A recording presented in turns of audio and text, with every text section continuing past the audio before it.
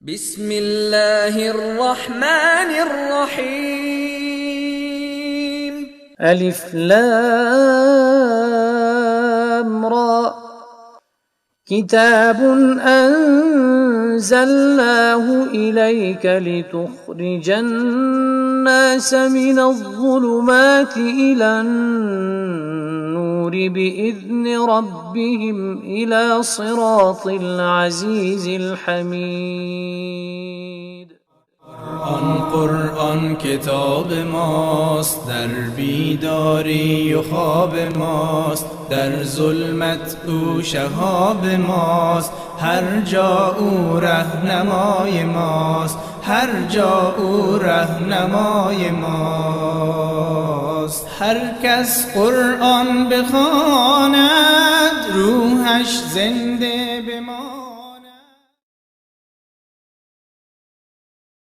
إن الحمد لله نحمده ونستعينه ونستغفره ونعوذ بالله من شرور أنفسنا ومن سيئات أعمالنا. من يهده الله فلا مضل له ومن يضلل فلا هادي له، واشهد أن لا إله إلا الله وحده لا شريك له، واشهد أن محمدا عبده ورسوله. أما بعد، فأعوذ بالله من الشيطان الرجيم. بسم الله الرحمن الرحيم. ولا تأكلوا أموالكم بينكم بالباطل وتدلوا بها إلى الحكام لتأكلوا فريقا من أموال الناس بالإثم وأنتم تعلمون. دایات قبلی الله متعال بحثی که متعلق رمضان بود، روزه بود، الله متعال بیان کرده بود. حقیقت روزه، ثمره روزه و فایده روزه، و الله این حکم چه قسم به کدام آسانی ها بالای بندگان خود فرض کرده. بعد از او ترغیب به ای داده بود که رمضان عبادتش خیلی اهمیت داره، ایما باید قابل قدر باشه، به خاطر که قرآن در این نزول پیدا کرده. پس از الله متعال از بندگان خود مطالبه دعا میکنه که بنده ها از الله خود سوال کنه، دعا را طلب بکنه که الله اجابت بکنه. بعضی اموری که تعلق به رمضان داره، مسئله اعتکاف بود، انقطاع انسان از مخلوق، بس تنها خود از رابطه خود قایم کردن امرای خالق که یکی از جمله عبادت هاست و سبب بیداری و هوشیاری انسان میگرده. حقیقت دنیا را درک میکنه و حقیقت آخرت در نظر میگیره و این سبب هدایت انسان میشه، چرا که میتونه آینده خود فکر بکنه، در عمر سابقه و ماضی خود یک کمی تأمل بکنه که ما چه قسم تیر کردیم و آینده را چه قسم تیر کنم. از او خاطر الله متعال کدام چیزایی که ضرورت به ای بود که در اعتکاف انجام داده شود و انجام نداده شود، او را نداده شدگی را الله بر ما گفت. پس از او در یک حکم خیلی مهم الله متعال اشاره کرد. اشاره به ای کرد که الله کدام پابندی را می لگانه که اینی کار نکنه، ای برای مصلحت خود انسان است. الله ضرورت به این نداره، چرا اینطور شده نمیتونه یک چیزی را پیدا بکنه و بعد از اون منع بکنه از او که این چیز انجام نده. لیکن الله متعال برای مصلحت انسان و بنده خود بعضی چیزایی که سبب بدبختی از او و سبب ضرر برای از او در آینده و انجام میشه و خود انسان از او آگاهی نداره، از او منع میکنه. این برنامه هایی که الله پابندی لگانده برای مصلحت خود انسان است و سعادت و کامیابی انسان وابستگی به او داره که الله از او چیز منع کرده. نکته دیگری که در اونجا بودی بود که نه تنها منع کردن بلکه نزدیک شدن به او کارا بسیار موضوع مهم است. این را به نام سد و ذرایع میگه که ما و شما در داستان آدم علیه السلام هم این نکته را گفته بودیم که الله به آدم علیه السلام دستور داد که در این درخت نزدیک نشوی، نگفت که نخوری از این درخت. چقدر یک درس آموزنده است. انسان که از گناه ها خود مسئول نگاه کرده میتونه، زمان مسئول نگاه کرده میتونه که ای به آن چیزی که ذریعه برای گناه است او را انجام نده، یعنی در ماحول گناه چکر نزنه، در ماحول گناه نگرده. و پیغمبر صلی الله علیه و سلم امی محرمات الهی را تشبیه به او ساحه داده که پاچا منع بکنه که در این ساحه کسی مال خود نچرانه و او را به نام ساحه جدا شده پاچایی میگه. اگر کسی در او ساحه مال خدا بچرانه در گردو برش، حتما مال یک دفعه خطا میخوره و از او جایی که پاچا منع کرده از او خوردن میکنه. یعنی هر پاچا برای خود یک جای منع شده داره. لکل ملک حما و حما الله محارمه. کدام جایی را که الله منع کرده او محارم الله هست. الله میخواه که در این ترجاها مردم واقع نشوه این کار حرام انجام نده. آلی در ما حول اونمو حما یا کدام منطقه که منع شده است باید آدم نگرده، خیلی دور چکر بزنه، به خاطر که گاهی گاهی انسان خطا میخوره. اگر آلی ما یک سوال بر ما پیدا میشه همیشه از گناه چه قسم خود نگاه بکنیم. دیگه بهترین جواب در آیت قرآن کریم است که فلا تقربوها. نزدیک گناه نشوی گناه نمیکنی، نزدیک گناه نشوی گناه نمیشه. اگر تو مقدمات زنا را برابر نکنی در زنا واقع نمیشی. نزدیک گناه نشو، خودت محنت و زحمت بکش، کار شروع کو. ضرورت به دزدی و کسبوری نداری. خودت از صداقت و راستکاری خودکار بگی، ضرورت به دروغ و غش و خیانت و قسم ضرورت نداری. گناه وقتی واقع میشه که انسان نزدیک او ذرایع و او وسایل شوه که او آدم در گناه میرسانه. در این مورد دوست گرفتن نااهل و نادان، دوست گرفتن کسی که او اهلیت نداشته باشه عیناً امی مثال داره. چرا که با کسی که تعلق و رابطه قائم میکنی اگر او آدم نااهل باشه تو را نااهل میسازه. آلی الله متعال میگم مالایتان به طریق باطل نخوره. پیش بیان آن چیزی بود که الله ما را امر کرد که این کار بکنه. اینجا بیان محرمات است، یعنی آن چیزی که نکنه. یک. دوم الله متعال میگه شما رمضان که عبادت الله هستی را انجام میده، لیکن انجام عبادت الله که سبب اجابت دعا میگرده و بعد از اون متصل دعا ذکر کرده بود، آلی شرطش بگه. شرط قبولیت و اجابت دعای شما نخوردن حرام است، از راه باطل کمایی به دست نبیاره. چرا که یکی از موانع قبولیت اجابت دعا امی هست که یک انسان نعوذ بالله چیزی حرام میخوره. 3 نکته.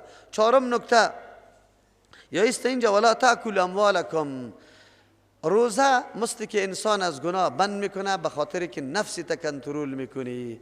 وقتی که نفس کنترل کردی، خواهشات از او را برآورده نکردی، تو بنده کنترلر میشی. بنده که یقینا همه چیزای در اختیار خودت است، بی اختیار نشده ای. اینمی قسم انسان در کل عمر خود باشه خواهشات نفس خود لبیک نگویه، او را قبول نکنه، بلکه سرش پای بگذاره. آسان به دست آوردن مالا این نفس تقاضا داره. قرار در دفتر بشی بر علاوه که معاش حکومتی داری، لیکن مفتی کلزی برد یکی بر چند دیگه هم پیسه بگیری. امی قسم یکشه چند سر یک کسی که او بصیرت نداره، نادان است، سر از او فروخته میتونی. یا عیب داره او شی، تو قسم میخوری عیبش پنهان میکنی بر از او میدی. از او خاطر الله متعال یک قاعده عمومی را بیان میکنه. کلام الله جامع است. در اینجا کل راههای غیر مشروع که مال به دست میاد کلش الله بند میکنه. ولا تاکلوا اموالکم، نخوری شما مالایتان. اصل مالا کل مالا خورده نمیشه. مراد از اکل اینجا استفاده کردن است. شما استفاده نکنی، در کار خود قرار نده اموالکم مالایتان. بعضی مالا خورده نمیشه. یک آدم موبایل کسی را دزدی میکنه و خورده نمیشه، و خود چی میشه؟ یکی به دیگه زنگ زده میری، موتر دزدی میکنی خورده نمیشه. غالب اکثر مالا که دزدی میشه آخر مرتبهش مرحلهش خوردن است، یا بالذات یا بالواسطه. بس اوقات بالذات میباشه. مثلا چیزای مطعومه، چیزایی که خوراکه است دزدی کردی خورده میشه. اما چیزایی که مواد خوراکه نیست وسیله برای خوراک میشه. موتر دزدی کردی کار سرش میکنی، سرش خوراک برای خود تهیه میکنی. انجامش عاقبتش است که تو توسط اونمو پول و پیسه هر چیزی که هست برای تغذیه خود در کار میندازی. از او خاطر الله تعبیر به ولا تاکلوا کرد. یه اول نکته بود، وگرنه مطلق استفاده حرام است. اگر او خوردن باشه اگو غیر خوردن باشه، کل ازی حرام و نارواست. این موضوع لا تاکلوا بود. لیکن تعبیر قرآن چه رقم است؟ الله چه رقم تعبیر میکنه از مال مردم؟ میگه ولا تاکلوا اموالکم، مالای خود نخوری بالباطل، به طریق باطل. این دو معنا داره. یکی معنای ظاهری است، مالای خود به طریق باطل نخوره. خوردن مال خود انسان به طریق باطل هست؟ آدم بخوره؟ بله. اگر مالتا نعوذ بالله از رای غیر مشروع خوردی، در بدعت، در مراسم بدعتی مصرف کردی، این خوردن مالیت است، از خودت است، لیکن به طریق باطل است. میلاد جور کردی پیسه دادی، ختم جور کردی پیسه دادی، سیوم سال پورگی و بدرغه و چلی جور کردی، این مال خودت است، لیکن طریقش غیر مشروع است، این طریق باطل است. تمام بدعات در اینجا الله متعال منع میکنه. مال اگرچه ملکیت خودت است، اما الله اجازه استعمال و استفاده روای از او را بری تو داده، نه از ناروا را. مثل که اعضای تو ملکیت خودت اصلی نیست، این ملکیت الله متعال است، بری تو اجازه استفاده مشروع را داده که از اعضای بدن خود استفاده مشروع بکو.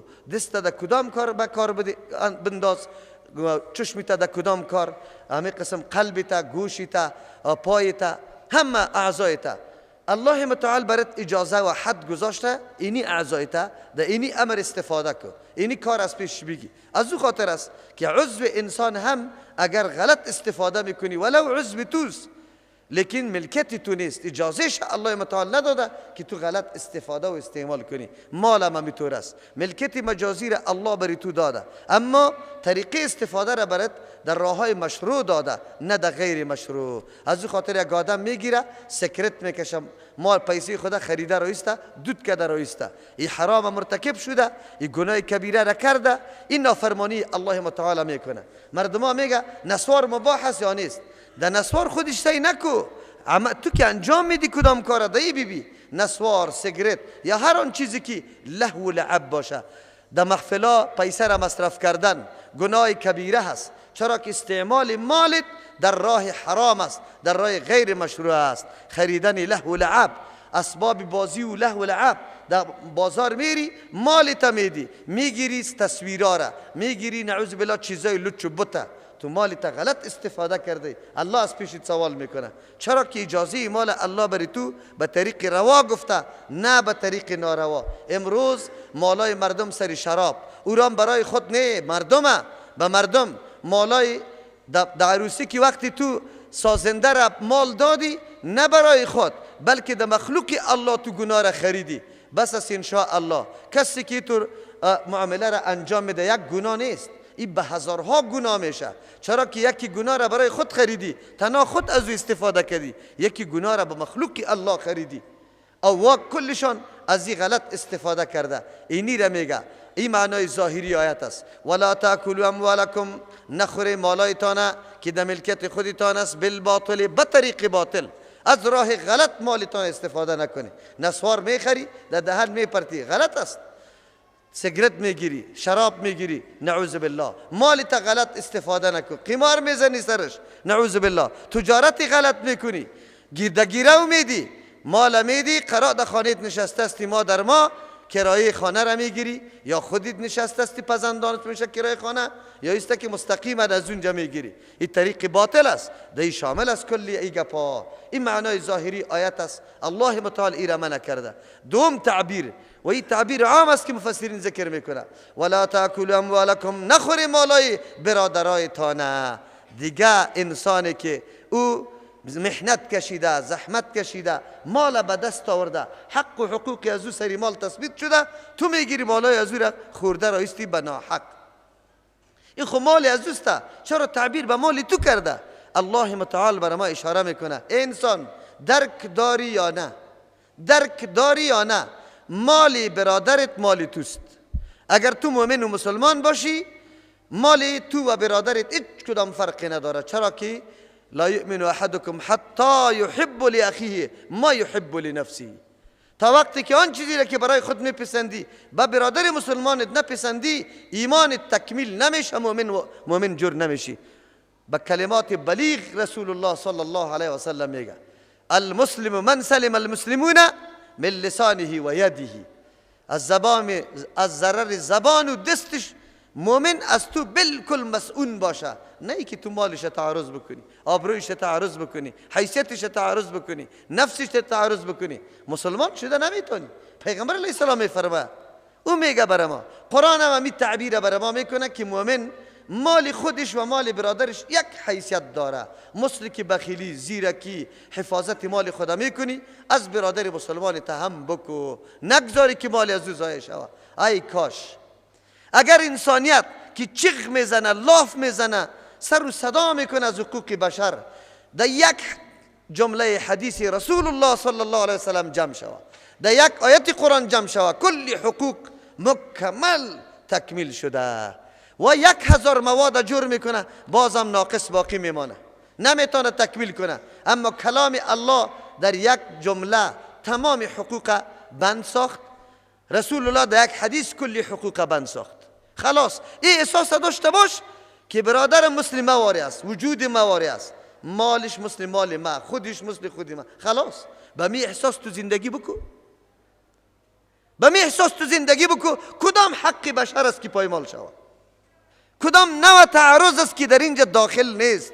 من شدن از او. ایرا میگه کمال اسلام، کمال نظام الهی، کمال قانون الهی، که یک امر جزئی که در اونجا مسلمان ضرر میبینه، از این آیت خارج شده نمیتونه. ایرا میگه کمال قانون الله، نه قانون ساخته شده بشر ناقص هواپرست و خواهش پرست که عقلش همیشه مغلوب است. او برای ما قانون جور میکنه. قانون الله را بگذاریم بریم به قانون. چه نیاز داریم به حقوق بشر؟ چه نیاز داریم به موادی که حقوق بشر تثبیت میکنه؟ ما به یک کلمه الله متعال که میگه ولا تأکلوا اموالکم بینکم بالباطل کفایت میکنه. بس کل حقوق بشر در بر میگیره، هیچ چیز باقی نمیمانه، فراگیر است. فرمان الله الهی است. رسول الله که پیغمبرش است تشریح کرد برای ما، لا یؤمن احدکم حتی یحب لاخیه ما یحب لنفسه. به نفس خود که چیزی را دوست داری با برادر دوست داشته باش. اگر نداشته باشی مؤمن نیستی. این احساس ای کاش که مسلمان ها درک میکردی. احساسه مفهوم رسا و بلیغ این کلماتی که رسول الله صلی الله علیه وسلم گفته مؤمن درک میکرد و در زندگی خود بگوی گام عملی میورداشت. که مشکل در کجا پیدا میشه؟ همیشه خود ترجیح بده، همیشه خود بالا بتراش، همیشه در تلاش ازی باش که من آسان به دست بیارم. او مامور صاحب، او مدیر صاحب، او رئیس صاحب که در دفتران نشسته، او قاضی صاحب، سردوال صاحب، تو محکمه را میخوانی، تو باز عدالت قایم میکنی، تو پشتی عدالت میگردی. یک انسانی که الله او را پیدا برای قیام عدالت کرده باشه، اما این برخلاف از او کل عمر خود سپری میکنه. جنازه آدم چطور خوانده شود و چطوری بگوید که من بخشش شوم؟ ما به این سارنوالا و قاضی صاحبا میگیم که الله متعال سخترین عذاب برای شما داده میشه، سخترین.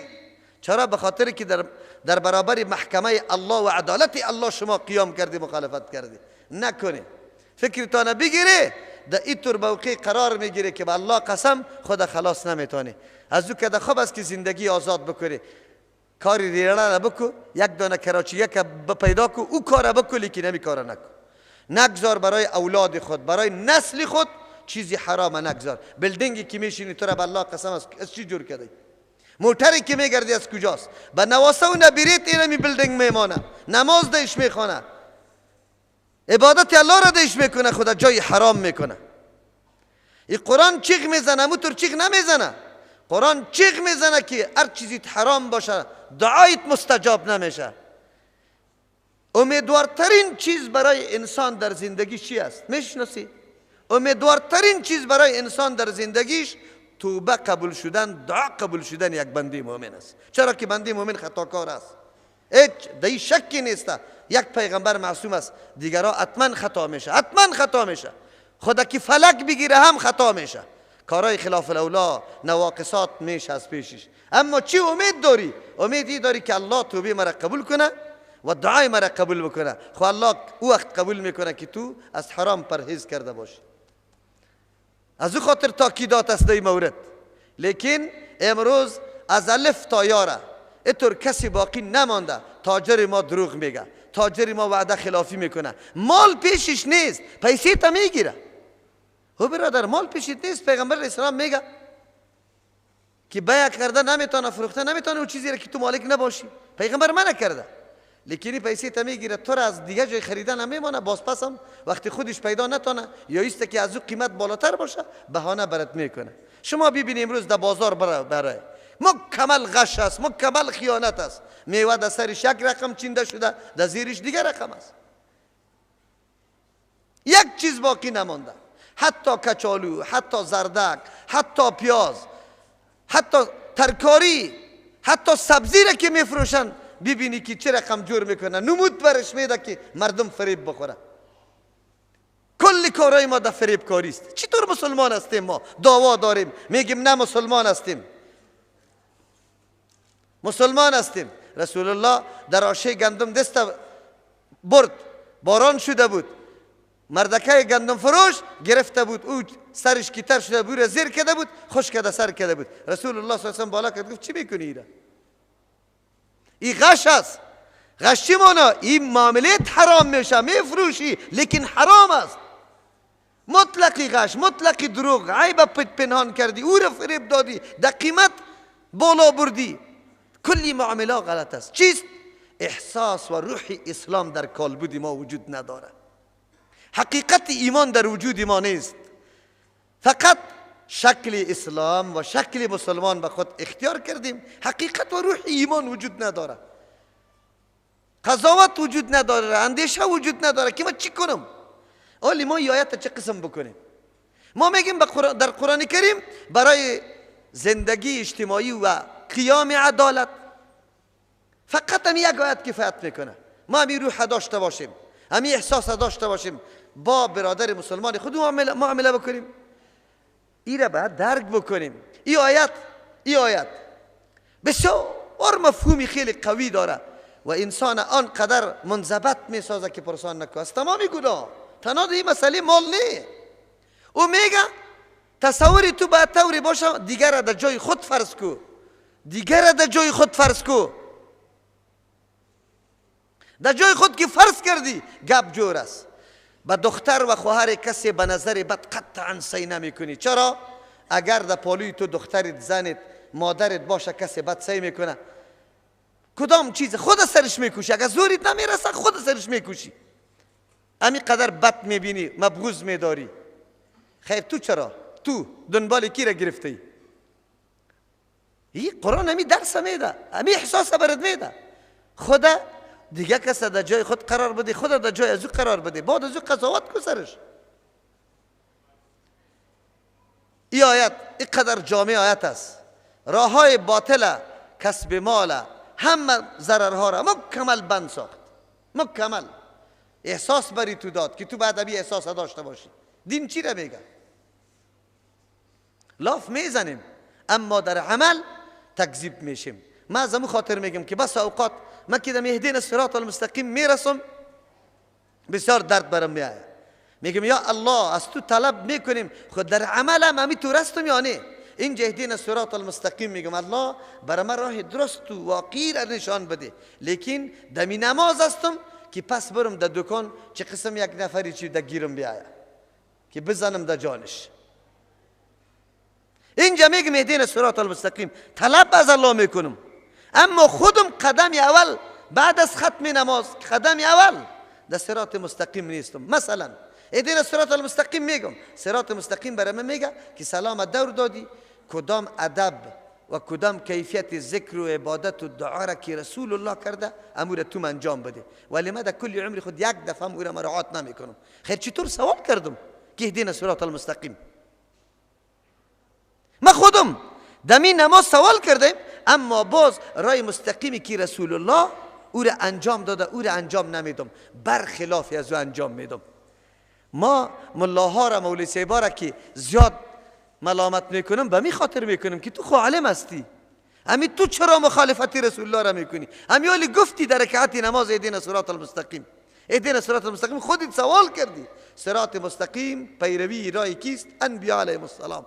او تو اول مخالفت از پیغمبر میکنی. پیغمبر تسبیح گفته تو تسبیح نمیگی، پیغمبر اذکار کرده تو اذکار نمیکنی، پیغمبر دعا نکرده به طریق اجتماع تو میکنی. یک دم مخالفت است. پیغمبر اللهم انت السلام گفته، استغفر الله گفته، او تو مقتدیات لا اله الا الله بگی. کدامش بگویم؟ انسان منافق نشوه، نعوذ بالله، منافق نشوه. در زبان یک چیز اما در حرکت دیگه چیز، در عمل دیگه چیز. او طور نشوه. حلیه از اسلام اما عمل از کافر، نعوذ بالله.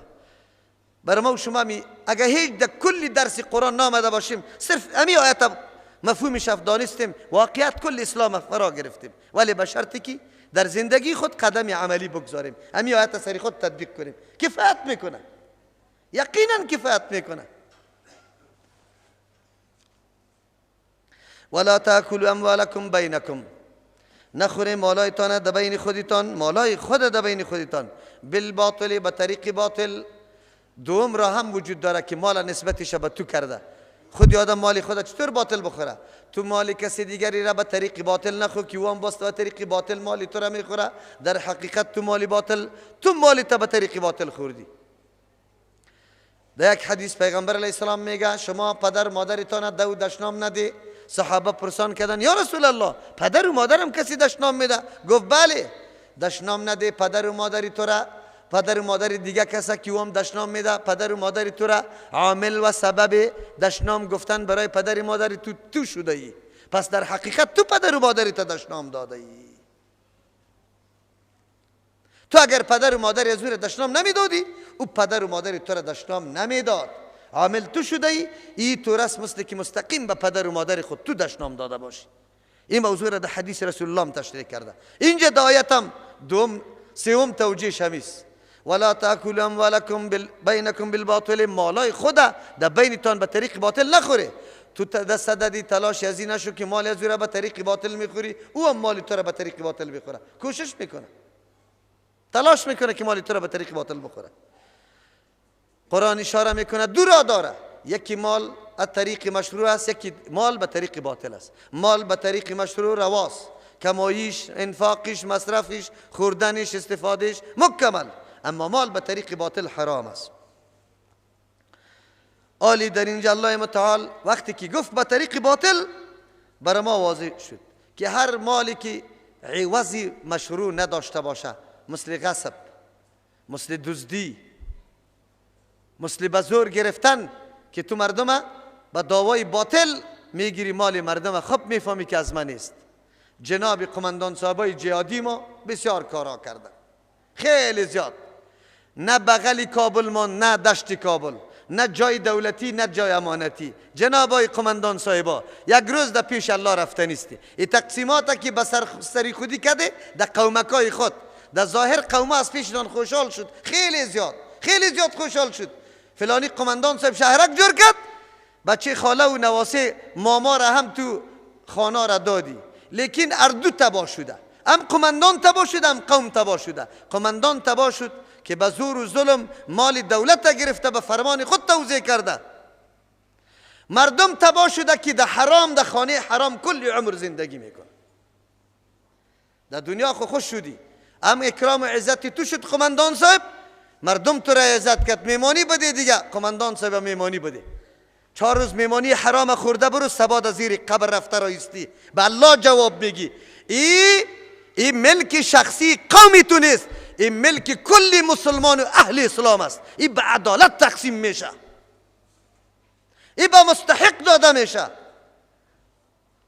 و کسی که پدر و بابا و برادر خود مکمل شهید داده، امروز سرپرست نداره، و بیچارگک دمو دیهات باقی مانده، شفتل کاریده رایسته، گدایی کرده رایسته. تو جناب از نامش استفاده کردی اینجا و چی چیزا را گرفتی. دین چی را میگه؟ قرآن چی را میگه؟ میگه من قرآن قبول دارم. چی رقم قبول داری؟ کدام رقم قبول داری؟ کو نمان در کابل، در شهر کلش توزیع و تقسیم شد.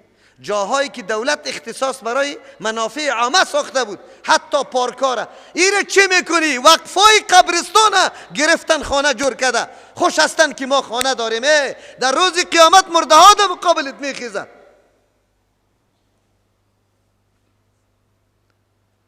مردم نمیفهمه که ما چی میکنیم. الله برای چی ما رو پیدا کرده؟ چیزی مفت خیلی زیاد پیدا میشه، این قدر پیدا میشه که پرسان نکو. نه مال دولت ماندی، نه سلای دولت ماندی، هیچ چیزی دولت نماندی، کلش فروختی. امروز به الله قسم که 100 دانه مدرسه جور کنی، 100 دانه مسجد جور کنی، کارت حرام است، مالت حرام است و توقع ثواب نکنی. اگر توقع ثواب کردی کافر میشی. این قرآن است. من واقعیت میگم، چیزی که کتاب الله میگه. پارلمان صاحب، وکیل صاحب کامیاب شده، بچه مرا داخل کرده در وزارت، چاپلوسی برش کرده رایستی. اهلیتش داشت؟ اهلیتش داشت؟ در جایی طور شخصی مقرر کرده که او انجینری برجسته بود، دوره کشیدی، چوپان در جایش روان کرده و کلی خرابی ها بعد ازی سال از دستی ازی بیا. دین چی را میگه؟ دین نام عمل است. نام عمل است. یک آیت قرآن کریم عمل کردیم دین است. منظورم چیست؟ غصب، دزدی، چور، چپاول در کدام سرحد است وطن ما؟ ملت های مظلوم بیچاره که از خود دفاع نمیتونه، نه پول داره که رشوت بده، نه زور داره که رویش بچله، ملکت شخصی و آبا و اجدادشان گرفته و درد داره یا نداره و در روز قیامت پیش نمیشه. رسول الله صلی الله علیه و سلم چی میگه؟ مفلس میشناسی؟ مفلس. صحابه گفتن مفلس کسی است که مال دارایی چیزا نداشته باشه. گفت نه، مفلسی واقعی را نمیشناسی. مفلسی واقعی کسی است که در روز قیامت آورده بشه. نیکی هم داره، خلی که قدر بدی کرده، از زیر حقش خورده، از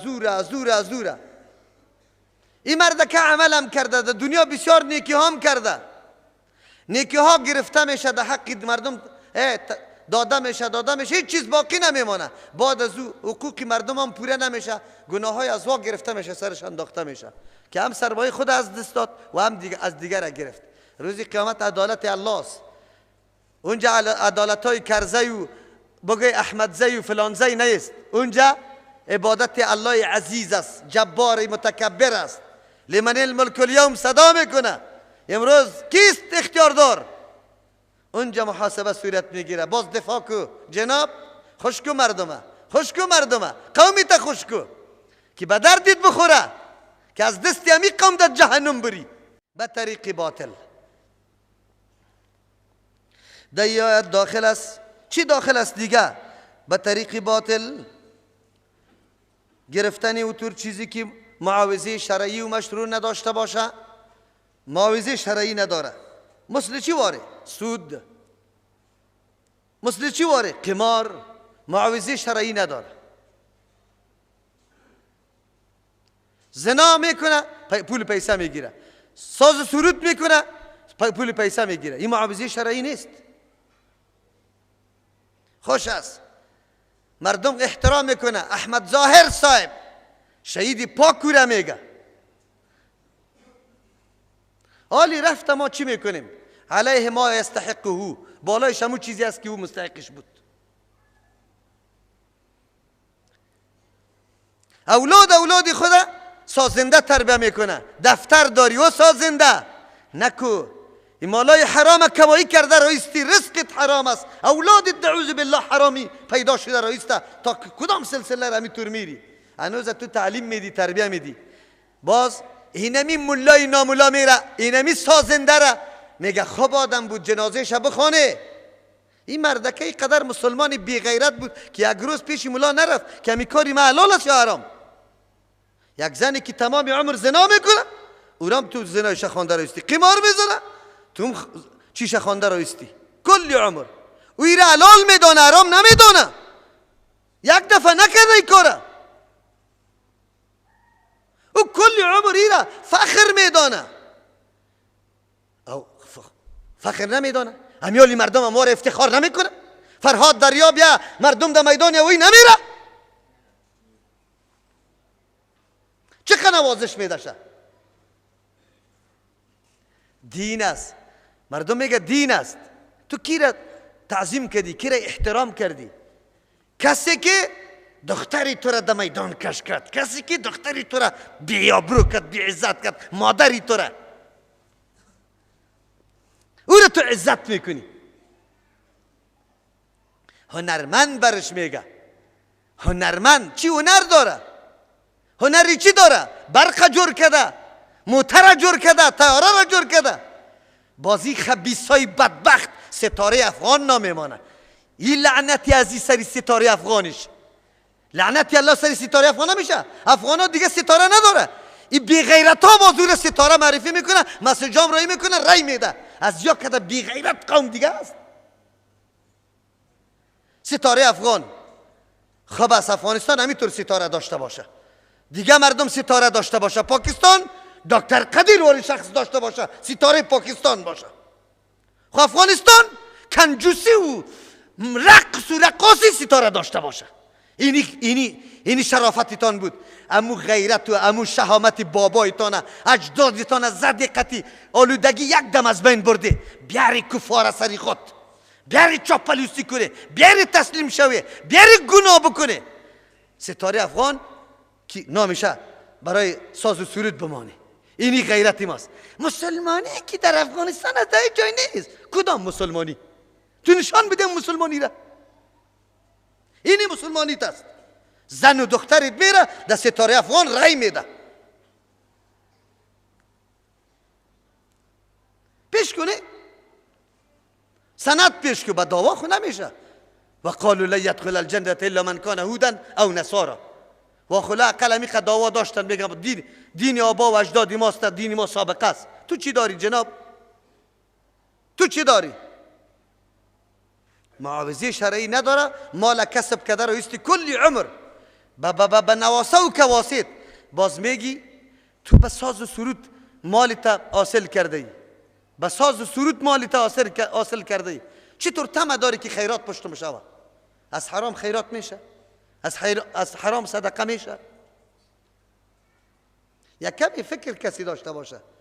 یک آدم میگه والا چطور است؟ همی قنم میفهمه. همی آدم یک روز پیش مولا مراجعه نکرده که بگوی که من این کار میکنم حلال است یا حرام، کمایی که به دست میارم حلال است یا حرام.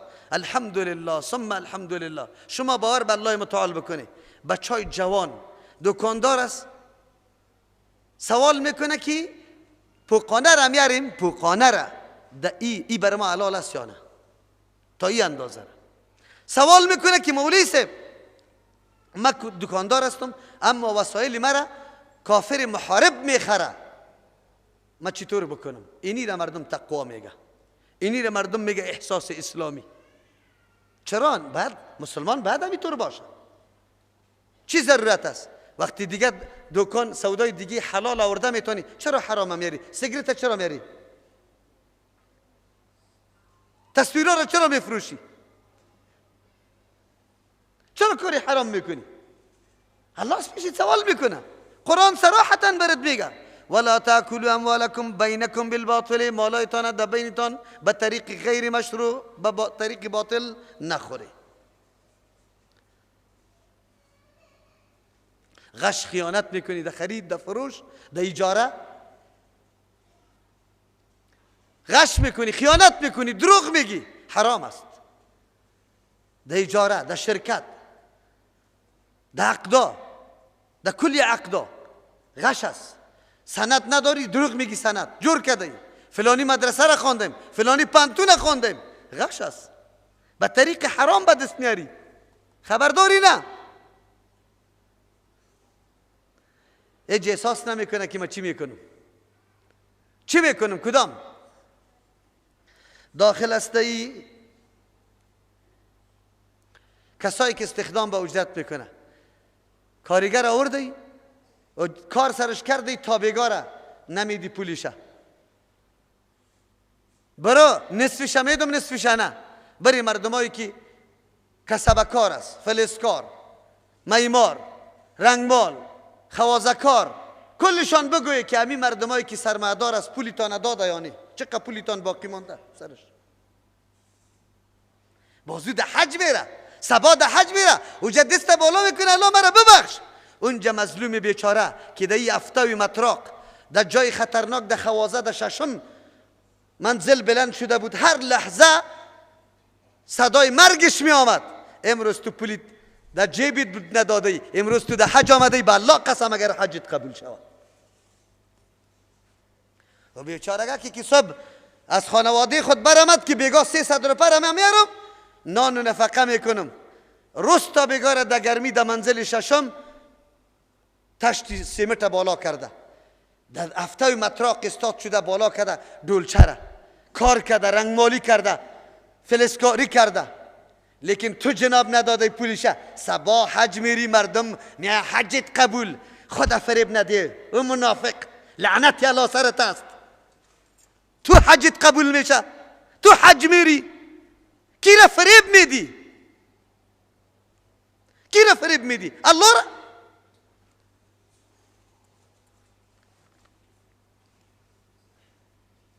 سگ به دریای هفتگانه بشوی چون که تر شد پلیتر شود. برو 1 میلیون دفعه در خانه کعبه داخل خو کو پس بیایی به الله که حقی مسلمان ادا نکرده باشی اگر خو حجت قبول شود. ایره بفهمی، ترک نکرده باشی. خود دل خوش کنه. ابلیسی لعین براتان مزین کرده. حاجی صاحب گفته کالای سفید بپوش، لیکن اینجا قرآن برات میگه ولا تأکل اموالکم بینکم بالباطل، مال به اجرت. بله او اجیری که 300 روپیه میگیره اینجا آمده، خب مالک بیچاره کار داره رفته در بازار، پس که میامو 1 بیل انداخته، دوم بیل نی قرار در سایه نشسته.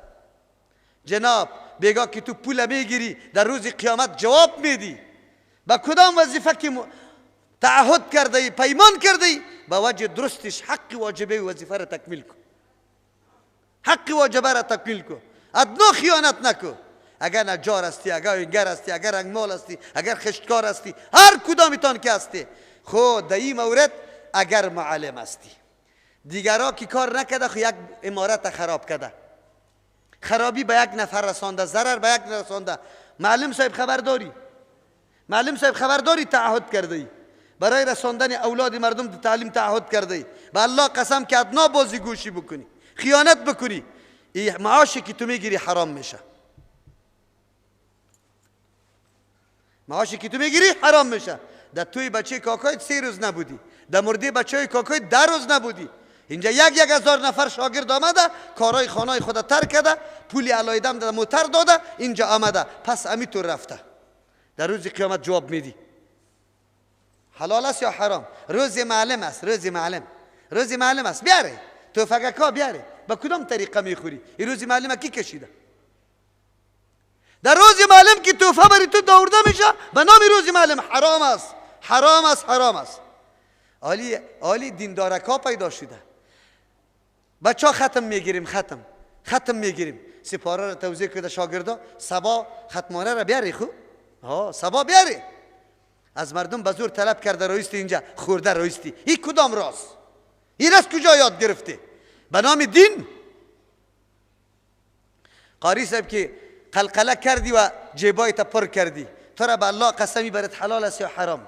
خب بس که نفقی 2 سالی تا میکنی از اولادیت، ولی خبر نبودی که به اولادت کم حق سرت داشت نفقی حرام بردی، اجرتی غیر جایزه گرفتی. یایت مصداقش تو هستی، خدا کشیده نمیتونی. میفهمی یا نمیفهمی؟ ولا تاكلوا اموالكم بينكم بالباطل، نخوری مالایتان در بینتان به طریق باطل، و تدلوا بها الى الحکام، و شما دل و جور میکنی، وسیله جور میکنی، بها امی مالایتان الى الحکام، به سوی حاکما قاضیا، رشوتا را پیش کرده رایستی. چرا میکنی تو وسیله جور میکنی مالایتان به حکام، رشوت داده رایستی؟ لتاکلوا که بخوری فریقا یگیسا من اموال الناس، از مال مردم. قاضی را میشناسم، دا واقعتش میکنم، میبرم که 1 میلیون دفعه قاضی صاحب برات فیصله کنه که حقت نباشه، حلال نیست برات، حرام است. رسول الله صلی الله علیه وسلم 2 نفر پیشش آمده، دعوا داره یکی با دیگه. پیغمبر علیه السلام بردوش چی میگه؟ اول گپا برش میزنه، شوده میتونه یکی از شما در گفتار، در استدلال، در دلیل بازی خیلی زبان رسا داشته باشه، گفتاری قوی داشته باشه، ما به طرف از او فیصله میکنم، لیکن حقش نیست. پس بفهمی مثل که آتش جهنم براتون جدا میکنم. آتش جهنم، این آتش جهنم. هر دو صحابی گفت نه عقازیسته، خیستن دیگه فیصله ضرورت نبود. نمیفهمه مردم که حق دارم یا ندارم، نمیفهمه. رشوتم بده، لعنت خدا ملعونم بساز، لعن الله الراشی چیسته والمرتشی. الله لعنت گفته، لعنتی الله را سری خود کردی و برای اولاد نبیره خودتم مال حرام کمایی کردی، رزق بری خود جور کردی. جناب محترم در کدام فکر هستی؟ الله میگه و تدلو بها، شما می مالایتان دل و ذریعه جور میکنی به سوی رسیدن به حکم که رویدار شوی، او را جلب توجهش به خود بکنی، طرفداری تا بکنه، اونجا در محکمه ورقی تو را سر بیاره. خب جناب قاضی صاحب اینجا حقیقتا را نبینی، حالی دلارا را سعی کرده رویستی که دلاری کی زیاد است. اون مردکه میگه او قاضی صاحب من خود تو را 40,000 دادم، او 80 داد. 40 چی است؟ 80 داده. لتاکلوا فریقا من اموال الناس، که بخوری استفاده کنی یک حصه از مالای مردم، بالاثم به طریق گناه، معصیت الله را میکنی، فرمان الله را نادیده گرفته ای و این کار کرده رایستی. الله برات میگه از حق خود تجاوز نکو، سری مال مردم تعارض نکو. چرا تو مقدمه را شروع کردی؟ نه تنها که مال مردم تنها گرفتی، نه این مردکه را آزار اذیت دادی، از چقدر کار و روزگاری را انداختی، چقدر عمری مردکه رفته به از کجا قرض کرده به خاطر از اینکه من حق خدا پس بگیرم، لیکن تو گرفتی در کجا رساندیشه. آلی خرویداری کلش همی رقم است. زنگ زده میشه وکیل صاحب این بچه کاکایم است. خیلی خوب، قاضی صاحب فیصله برای بچه کاکایت میکنه، مال بچه کاکا میخوره، خو انشاءالله در جهنم ملاک تو میخوری. معاویه رضی الله عنه خط روان میکنه به مادر مومنه عایشه صدیقه رضی الله عنها، فقیه امت است، در خاندان نبوت تربیه شده، معلومات کافی داره. برای اصلاح معاویه رضی الله عنه سخنان عایشه رضی الله عنها رول مهم داره، کاتب وحی است لیکن محتاج است به نصیحت مادر مومنه. ماوری نیست که زن ایج شمار نکنه، ایج اهمیت نده، اونجا خط روان میکنه. عایشه رضی الله عنها نصیحت برم بکو. عایشه رضی الله عنها نصیحت میکنه، بهترین نصیحت. در سری قدرت، در موقعی که انسان قدرت می داشته باشه بسیار کارا میتونه، لیکن کارا از اینمی قدرت فایده ها را دیگر را میگیره، لیکن در آتش جهنم تو میسوزی.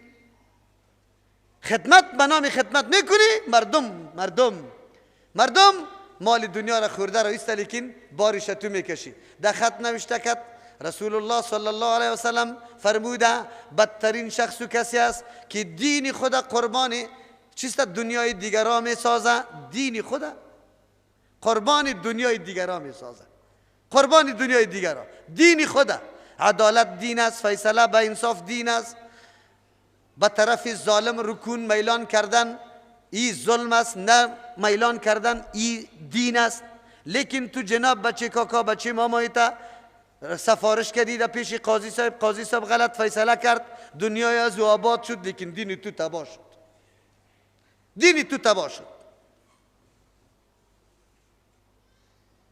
امیر میگه خو یکی خوب بس اوقات انسان نمیفهمه، از بیخبری مالی کسی را میخوره، آینده خبر میشه سخت پشیمان میشه، تلاش میکنه مردکه را پیدا کنه، نبود وفات کرده، در وارثش میده، وارثش هم پیدا نشد.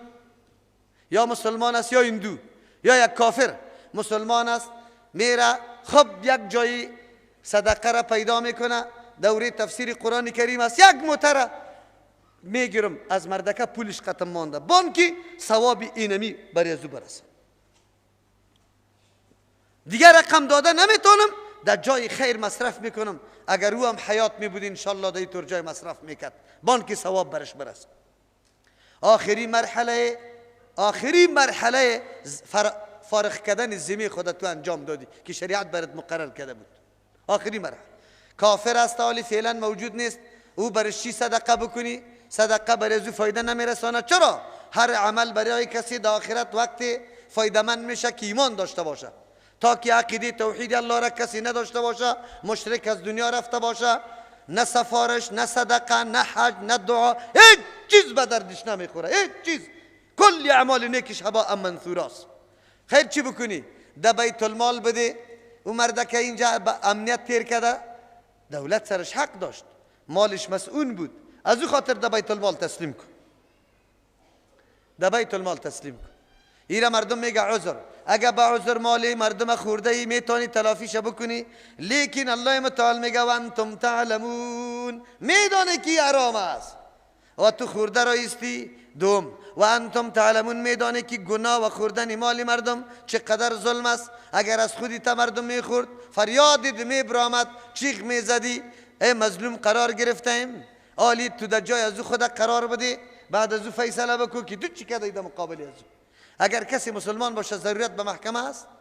بگه ضرورت به محکمه است. این کاغذ از ماست یا نیست؟ خلاص میفهمم که کاغذ از ماست یا نیست. یسالونک عن الاهله، از تو سوال میکنه پیغمبر علیه السلام در مورد ماها که چرا کم و زیاد میشه. گاهی کم است مثل 10 سواره و زیاد میشه پس مکمل میشه، باز شروع به کمی میکنه. قل بگوی پیغمبر علیه السلام هیا، اینمی ماها مواقیت للناس، گردانی ده الله ایره وسیله شناختن اوقات برای مردم ها معاملات و حسابای خدا توسط ای معلوم کنه. والحج، معلوم کردن ماهای حج و ادای مراسم حج از اینمی ماها دانسته میشه. وليس البر نیست کمال نیکی بیانتا البیوت که شما آمدن کنی به خانه هایتان من ظهوری هاست پشت سری خانه ها، ولکن البر، لیکن کمال نیکی من نیکی او کسی است اتقا که خدا نگاه میکنه از معصیت الله، از نافرمانی شریعت.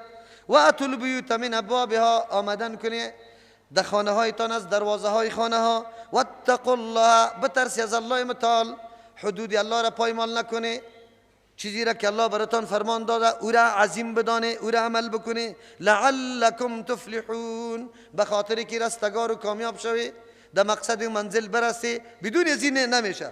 و قاتلوا فی سبیل الله، جنگ کنی در راه الله متعال، خاص به خاطر رضای الله، مقصدتان پیاده کردن نظام الله باشه. همراهی کی؟ الذین، همراهی کسانی که یقاتلونکم، همراهتان جنگ داره. ولا تعتدوا، تجاوز در حین جنگ هم نکنه. شما در هر جای پابند هستی، الله حدود براتان مقرر کرده، از حد تجاوز نمیتونی ولو که در جهاد باشی. ان الله، یقینا الله متعال، لا يحب المعتدین، دوست ندارد تجاوزگر، ولو که در جهاد باشه، تجاوزگر ولو که در دعا باشه، تجاوزگر ولو که در نماز باشه، تجاوزگر ولو که در روزه بودن باشه، تجاوزگر ولو که در حج باشه، در هر عبادت باشه، از حدی که الله مقرر کرده تجاوز نکنه. تشریح میکنیم انشاءالله. وقتلوهم، بکشی کفار حیث ثقفتموهم، در هر جایی که به کمال زیرکی، به کمال هوشیاری وارد دریافت کرده میتونی، جنگای چریکی سرش انجام داده میتونی، بکشیش. و اخرجوهم، بکشی یاره، من حیث اخرجوکم، از او جایی که شما را کشیده. والفتنة اشد من القتل، جنگ و قتل از یا قدر شما نترسی که گناه است. والفتنة شرک از یا، والفتنة بزور دور دادن مسلمان ها از دینشان، والفتنة شکنجه کردن مسلمان ها توسط زوری از یا، اشد من القتل، خیر سخت است، در گناه خود زیاد است، در گناه خود من القتل، از کشتن کرده. تشریح میشه. ولا تقاتلوهم، شما جنگ نکنی امرای کفار، عند المسجد الحرام، بنزد مسجد حرام، احترام و تعظیم مسجد حرام داشته باشه. جنگ مهاجمی نکنی، دفاعی براتون درست است. اول اگر وا شروع کرد، حتی یقاتلوکم، تا اینکه وا جنگ امرای شما شروع کنه، فیه، نزدیک مسجد حرام، با واسطه که شما احترام مسجد حرام داری، لیکن وا شروع کرده، آلی دیگه مجبور هستی از خود دفاع کنی. فین قاتلوکم، اگر جنگ شروع کردن، قطع شما جنگ داره، فقتلوهم، شما شروع کنی. کذالک، اینمی قسم که کسی تجاوز اعتدا میکنه، شما در مقابلش قیام بکنی. اینی رقم جزای کفار است، جزاء الکافرین جزای کفار است. فین انتهوا، اگر منع شدن از جنگ کردن یا منع شدن از شرک باقی گذاشتن بلکه مؤمن شدن، فإن الله، یقینا الله متعال، غفور، مهربان ذات است، گناه قبلی و کفر قبلی از و محو میشه. رحیم، دیگم زاید علاقتش توفیق عملی خیره برش نصیب میکنه. و قاتلوهم، شما جنگ کنی امرای کفار، حتی لا تکونه، تایی که باقی نمانه فتنه، باقی نمانه که مسلمان در گوشه گوشه دنیا شکنجه شوه، در داده شوه، در بندیخانه انداخته شوه، تجاوز سری ناموس سری دینشان شوه. یک، حتی لا تکونه که باقی نمانه فتنتون شرک. دو، و قاتلوهم حتی لا تکونه فتنه، جنگ کنیم رای کفار تا که باقی نمانه فتنتون، آن چیزی که مانع قیام عدالت الهی حکمت الهی میشه، یعنی تا وقتی که دموکراسی جنگ کده بره، جنگ کده بره. و یکون الدین لله، نظام برحق فقط از یک الله حاکم شوه، تو وقت جهاد بکنه. فین انتهوا، اگر مردم قرار شدن در جنگا نبرآمدن، در مقابلتان استادگی نکردن، پس شما هم تجاوز سرش نمیتونی. فلا عدوان، تجاوز نیست، یعنی سرش رفتن نیست. الا علی الظالمین، کسایی که ظالم است آرام نمیشینه به هیچ وجه، او مردم را باز قرار نمانی. الشهر الحرام، ماه عزتمند، ماهی که قابل احترام است، عزتش کرده میشه. بالشهر الحرام، در مقابل ماه عزتمند و با احترام است. اگر والی حاضی ماها را احترامش میکرد شما. والحرمات قصاص، معظم دانستن، عزتمند شمردن ماها قصاص برابر است. اگر وا عزتمند میدانست شما عزتمند بدانی، اگر نمیدانست و حمله میکرد شما حمله کنی. فمن اعتدا، کسی که تجاوز میکنه علیکم بالای شما، فاعتدوا، شما انتقام بگیری علیه بالای ازوا، شما حمله کنی بالایشان. به مثل ما اعتدا علیکم، مماثل موافق آن چیزی که وا تجاوز سرتان کرده، زیادت نباشه. واتقوا الله، از الله بترسی. و علموا، بدانی را یقین کنی، ان الله، که نصرت الله یا خودی الله، امو رقم که لایقشان الله است، مع المتقین، امرای متقین است، کسی که تقوا را پیشه گرفته.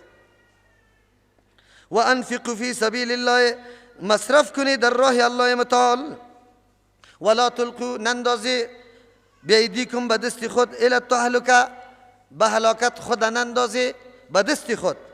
و احسنوا، احسان کنی، کارا را خوب انجام بده. ان الله یحب المحسنین، یقینا الله متعال دوست داره کسایی که احسان کننده است. و اتم الحج والعمره لله، پورا کنی شما حج و عمره را خاص برای الله. فین احسرتم، اگر بند کرده شده از رفتن حج و عمره، فما استیسر، لازم است بالایتان هر آن چیزی که آسان باشه، من الهدی، از قربانی که در دسترستان قرار میگیره. ولا تحلقوا رؤوسکم، خود حلال نکنه که سرایتان بتراشه، حتی یبلغ الهدی، تا که قربانی که دم احصار برش گفته میشه او برسه محل در جای حلال بودنش، یعنی او حلال شود در کدام جایی که تو بند شده ای. فمن کان منکم، کسی که باشد شما مریض، او به اذن، یا بالایش چیزی ضرر باشه، من رأسی، از ناحیه سرش، ففدیتون، سری خودت تراش کنه، اگرچه در احرام محظور است بنابر عذر، لیکن فدیه بده. ففدیتون، فدیه دادن است، من صیام، از روزه، او صدقه، یا صدقه چیزی خوراکه، او نسک، یا قربانی. فاذا امنتم، وقتی که به امن شده، فمن تمتع، کسی که نفع میگیره، بالعمره، به عمره کردن، الى الحج، که پیوست که میکنه امرای حج، در سفر حج عمره را یک جای میکنه. فما استیسر، لازم است بالایشان چیزی که آسان است، من الهدی، از قربانی، این را دم شکر میگه. فمن لم یجد، کسی که نیافت قربانی را که ذبح بکنه، فصیام ثلاثه ایام، روزه گرفتن 3 روز است، فی الحج، در حج، دمونجا که است. و 7 روزی دیگر، اذا رجعتم، وقتی که بازگشتی در وطن، تلک 10 کامله، ای 10 روز عوض امو فدیه قربانی دم شکر میشه. ذالک، ای حکم یک جا کردن حج و عمره، یا ای حکمی که 3 روز روزه را ایجا و 7 روزه در وطن بگیره، لمن، برای کسی است، لم یکن اهلو، که نباشه اهلش، حاضر المسجد الحرام، مقیم در مسجد حرام، اونجا زندگی نکنه. واتقوا الله، بترسی از الله متعال. و علموا، بفهمی، بدانی، ان الله، که یقینا الله متعال، شدید العقاب، سخت عذاب دهنده است اگر کسی مخالفت در مراسم حج، خلاف دستورات الله و پیغمبرش میکنه.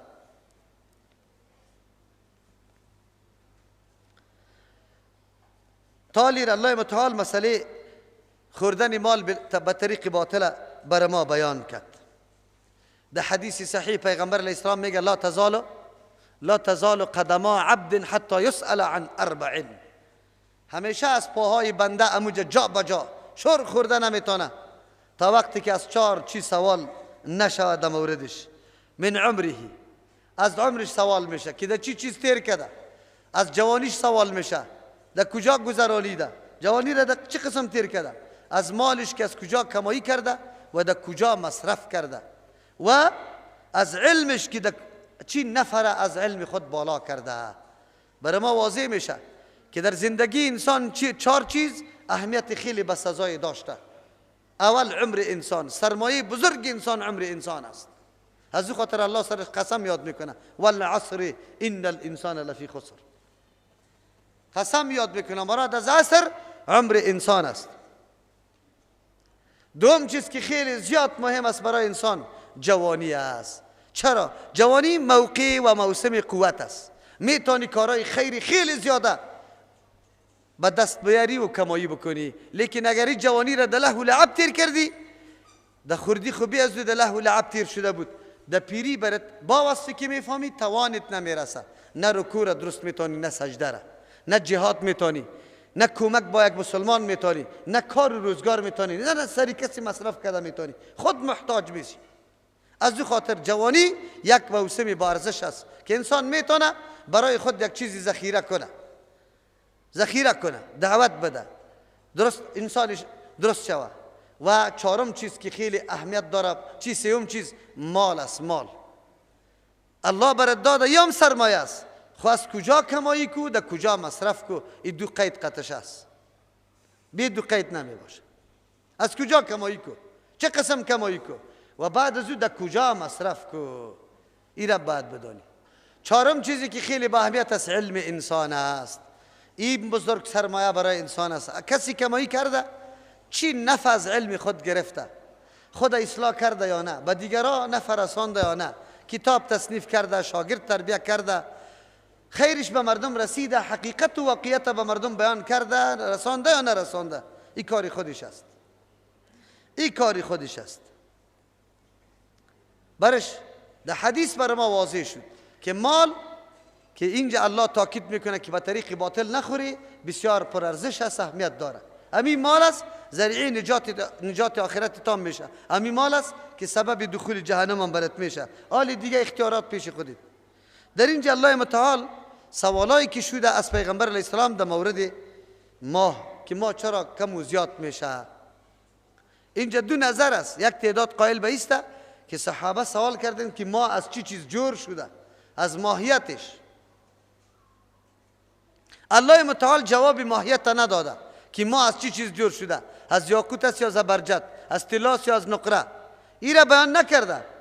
اشاره به این میکنه که اصلی حقیقت شیء معلوم کردن بگذاره، شما پشت فایده ها بگردی، ثمره هایش بشناسی که چی ثمره داره، حقیقت چی میکنی. لیکن صحابه کرام الله اینقدر شاگردای هوشیار و زیرک کرده بود که طوری سوالا رو نمیکنه که از حقیقت ما سوال بکنه، نه، از حکمت ما سوال کرده. ما چه حکمت داره که اول خیلی باریک پیدا میشه، مثل داسواره پیدا میشه، کلان شده میره تا زمانی که مکمل دایروی میشه، یک کره از پیشش جور میشه. بعد از او پس شروع میکنه به تنقیص، باز به مثل داسواره میگرده. الله متعال جواب برش میگه به فایدهش. الله میخواهد در دنیا نظم و نظام بندگان خودش جاری باشه. این نظم و نظام در دنیا چه رقم جور میشه؟ ضرورت به شب و روز داره، به حساب و کتاب داره. این حساب و کتاب توسط چه معلوم میشه؟ توسط یکی آفتاب، یکی مهتاب. آفتاب هم همه روزه در یک جای خاص طلوع میکنه، هر روز برای خود حساب داره. از او خاطر حالی جنتریای شمسی برآمده. اگر امو کسی که حساب شمسی را میکنه جنتری نکشه، عام مردم نمیتونه حساب معلوم کنه. حالی ما که میگیم تاریخ چند است، یک دفعه دست سات خود در جنتری سعی میکنیم یا از جیب خود جنتری میکشیم. نمیتونی گفته که تاریخ اینی قدر است. دین مقدس اسلام احکام خود منوط یا موقوف بالای کدام چیزا ساخته؟ آسان یا سخت؟ آسان، به سختا نیست. از همون خاطر تمام احکام اسلامی ارتباط به تاریخ قمری داره، نه به تاریخ شمسی. تاریخ شمسی روی باریکات ریاضی بنا شده و باریکات ریاضی را هر کس نمیفهمه. از او خاطر در دین مقدس اسلام احکام اسلامی مربوط به تاریخ قمری است. روزه میگیریم، رسول الله میگه صوموا لرؤیتی و افطروا لرؤیتی، با دیدن ما روزه بگیری، با دیدنش پس بخوریش. آسان گپ است. محکمه موجود است. 1 سال تجربه میکنه که ما در اون نمو نقطه کومی برای اون نمو نقطه متوجه می باشه، مای سابقه را هم حساب گرفته می باشه، منتظر می باشه. دستی ما دیده میشه در جاهای بلند کسایی که خانه داره و میبینشه، اول میاره در حکومت اسلامی اعلان میکنه کلگی روزه میشه. مراسم حج هم به می ماه قمری تعلق داره. ماه شوال پس از رمضان که داخل میشه این ماه حج است. ذوالقعده پشتی سرش، 10 روز ذوالحجه، 2 ماه و 10 روز این وقت حج است. توسط چی معلوم میشه؟ همین ما معلوم میشه. زن عدت خود تکمیل میکنه توسط چی معلوم میشه؟ و شویش وفات کرده 4 ماه و 10 روز توسط هم از این معلوم میکنه. ما و شما کار روزگار تمام دفتر انتظام دنیوی خود، تجارت خود، بگوی اجل خود، تاریخ ها را که تعیین میکنیم توسط ما هست. زمان سابق شمسی ممسی نبود. دین اسلام محورش فقط تاریخ قمری است. بعد مسلمان ها از تاریخ قمری بیگانه نباشه. اگر کسی در بین مردم پیدا نشه که تاریخ قمری را بفهمه، او کلگی گناهگار میشه. چرا که اموری که مسائل اجتماعی به او تعلق می داشته باشه او واجب کفایی می باشه. اگر توسط بعضی او در سر رسید، گردن دیگران خلاص میشه. 1 نفر در منطقه آمد مدرسه را جور کرد، مسجد را جور کرد، گردن کلگی آزاد است. اگر هیچ کس جور نکرده کل مخلوق گردنش بسته است. بعد انتظام مسجد را بکنه. از او خاطر الله در اینجا فواید علمی ما را برای ما بیان میکنه. قل بگوی پیغمبر اسلام یسالونک عن الاله الا 14 سوال در قرآن کریم شده. بعضی میگه کلش صحابه کرده، لیکن این روایت ها ضعیف است. بعضی طور سوالا هست که به شان صحابه قطعا نمیزیبه. از او خاطر کل سوالا را منسوب به سوی صحابه کردن خوب نیست. بله صحابه از اول بسیار سوالا میکرد، لیکن زمانی که آیت آمد که لا تسألوا عن اشیاء ان تبد لكم تسؤكم، صحابه منع شدن، باز دیگه سوالای زیاد نمیکرد. از او خاطر یک صحابی میگه ما چشمای ما پلکک میزدیم که اگر عربی یک آدم دیهاتی بیایه و از رسول الله صلی الله علیه و سلم سوال کنه که ما یک چیزی را بفهمیم. البته منظوری نبود که چیزی را نمیفهمیدن و سوال نمیکرد، سوالات زیاد بود، لیکن خودشان جرأت با زیاد سوالا نمیکرد. چرا؟ به خاطر که وقتی پیغمبر صلی الله علیه و سلم همونطور ضایع نشوه، از بین نروه. یسالونک عن الاله الا است، تو سوال میکنه. از خاطر بعضی مردما میگه که سوال از یهود است. از صحابه کرام سوال کرده بودن که شما از پیغمبرتان سوال کنی که امی ما چرا تو بالا میشه. قل بگوی پیغمبر اسلام هی امی ما مواقیت للناس، ذریعه وقت شناسی برای مردم است. والحج از ذریعه وقت حج توسط اید شناخته میشه. وليس البر بان تاتوا البيوت، نیستنی کمال نیکی که شما آمدن کنی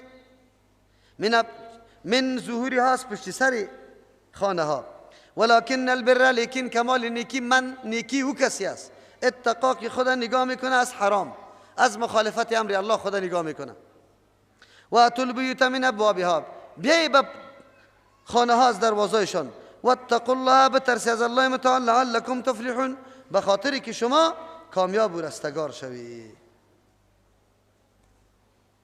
در انصار رواجی طور بود، زمانی که یک امر سرشان سخت میشد در بیرون میرفتن، همون کارشان مشکل پیدا میشد، پس به دروازه آمدن عار و شوم میدانستن. ایمانای عزیر میداد که دمی رویم، مثل که حال دختره و بچه ها میگه بختای ما بسته است، دمی روی ما بسته است. او کار که در سر نمیرسید پس از دروازه نمی آمد، از پشت سر از خانه کلکین و آشدار داشت از او می آمد. این نشان ازی بود که مردکه در مقصد کامیاب نرسیده. و آلی که از دروازه بیم این بسیار شوم است. کارت ناشده تو از دروازه میایی، علامه پیروزی و کامیابی نه، علامه ناکامی باید موجود باشه. از پشت سر بیا. الله متعال برش میگه کار اوجه سخت شده او تو را ایجا غلط میکنی، این چی معنا داره؟ این چی کمال است؟ اوجا تو کامیاب نشده ای در پانتون ولی آلی میای از کلکین تا میشی. خب گاهی وقت از کلکین تا میشه. چرا؟ به خاطری که پدر و مادر دروازه اولی منتظر است که بچه میاد آلی بر ما میگه که شیرینیم سریده پدر و مادر اول نمره کامیاب شدیم. لیکن این بیچارگک خواره زده بود. این بیچارگک فقط فیلم ها رسایی کرده بود. تمام روز فیسبوک بود. تمام روز فیسبوک بود. درس مرس نخوانده. آلی مجبور است که از پشت سر خانه بیاد داخلی اتاق شما میشرم و خجالت میکنه. الله متعال میگه نه، این مسئله دین نیست. دینی را نمیگه که از خود بسازی و او را دین تلقی کنی. این گپ شده نمیتونه. دین رو نمسته که الله براتان امر کرده. چرا از دروازه نمیه؟ کاروجا سخت شده، ایجا خونه شده. آلی ده سختی از او بیاندیش که چرا سخت شده، اسباب و عواملش پوره است یا نیست، شرایطش پوره است، چرا این کار نمیشه؟ آلی به یک دروازه تبدیل کردن میشه که او کاری مشکل حل شود. این گپ غلط است. اشاره در این آیت خیر اشاره شد اونمو توتکه ها و اونمو کارهایی که مردم ده خود گرفته طرف سفر میره. اردوی ملی مادر و پدرش امرای امریکایی یک جای میره، چانه به شانه میره. پدر و مادرش قرآن کریم گرفته، بچه خود از زیرش تیر میکنه. برش میگه بچه‌م اول سری نمی قرآن کریم کافر شو، چرا که قرآن برات گفته که دوستی با کفار نکو، او تو شانه به شانه قدش میری. امو تو رست یا نه؟ از کجا کشیده ای گپه؟ ای آرس از را داخل نکنه در خانه، از اونو را داخل کنه. چپرکتی مردره، چپرکتی مردره نه تور نبیاره، سرچپه بیاره. چپرکتی مردره سرچپه بیاره. این اونمو توتکه های مردم است که از خود ساخته، دین نیست، واهیات است. الله میگه این کارا را نکنی. این تقوا نیست. تقوا امتثال امر الله را میگه که الله چیز را فرمان داده. از خود جور کرده دین جور نکنه. نه تا یک هفته را ای خو آبی مرده دایش گرم شده، این دیگه حالی نان دایش پخته نمیکنه. چرا؟ خب باز چی میگه؟ یک سنگی پالوان سنگ در خانه مانده میباشه، او رو چرا میمانه؟ خب دیگهش چی میگه؟ در کدام خانه که جنازه بود 7 موره میگه در خون غرق است. اینقدر واهیات است. طفلک میموره معصوم. طفل چی میشه؟ ما در دعای ازو میگیم که اللهم اجعله لنا فرطن، الله بر ما پیشوا جور کوشه، و ذخرا و اجرا و شافعا و مشفعا، شفاعت ما را بکنه، شفاعتش قبول کرده شود.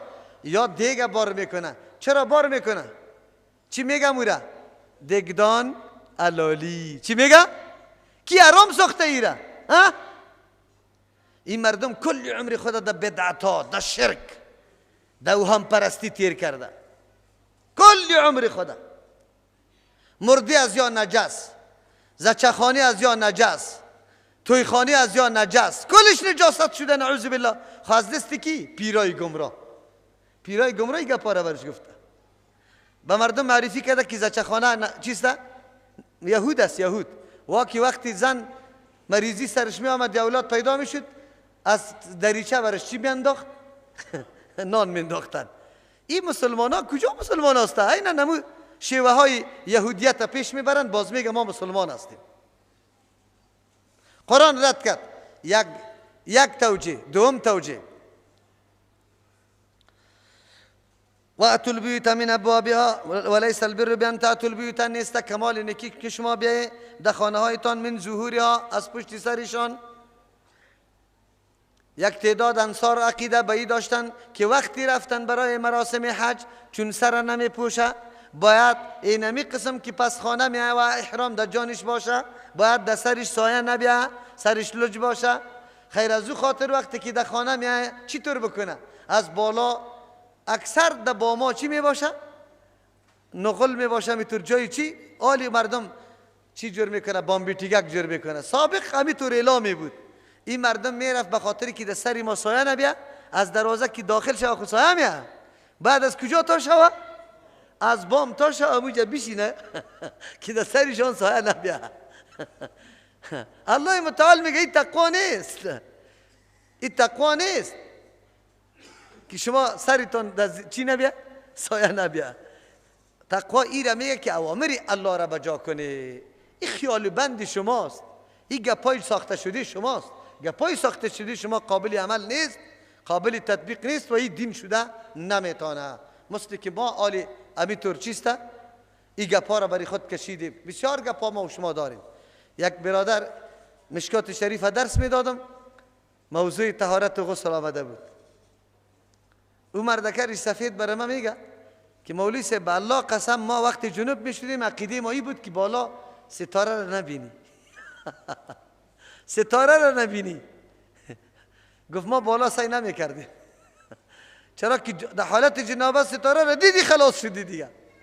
ببینی این ټوټکه ها را. ما در کوه می رفتیم، در اونجا یک چیز به نام کوډی یاد میکنه، چلپاس رقم است، در کوه هاست. برای ما تلقین داده شده بود که این را دیده چی لبایتان اما کم بگیره که دندانتان معلوم نشود. چرا؟ که دندانتان معلوم شد و شمار میکنه، که شمار کرد دندانتان میریز. این واهیات پرستی را دیگه اگر پیش سعی کنه. او را برای ما گفته بود که دشمن پیغمبر است، این را حتما بکشه. کشتن از این سرطان ضرور است. خو کشتن از این غسل هم واجب میشه. خو غسل ساقط میشه اگر نیتش کرده بوده. خو نیتش چی رقم است؟ نیت کردم میکشم دشمن پیغمبر، طهارت سر من نباشه، سنگ و چوب شاید باشه. یک قواهیت پرستی ها تیر شده، یک قدر اوهام پرستی ها تیر شده که پرسان نکو پرسان. اینی مسلمان ها بودیم، اینمی مسلمان ها، اینمی مسلمان ها بودیم. قرآن میگه این تقوا نیست که شما از خود قید و بند برای خود ساخته. این تقوا نیست. تقوا است که امتثال امر الله را بکنه.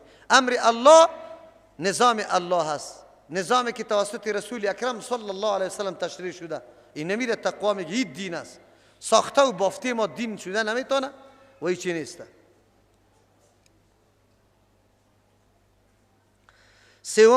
سوم توجیه ولیس البر بان تأتوا البیوت من ظهورها نیست. الله متعال تشبیه میده، تشبیه به امر دیگه میده. کدام تشبیه را میده؟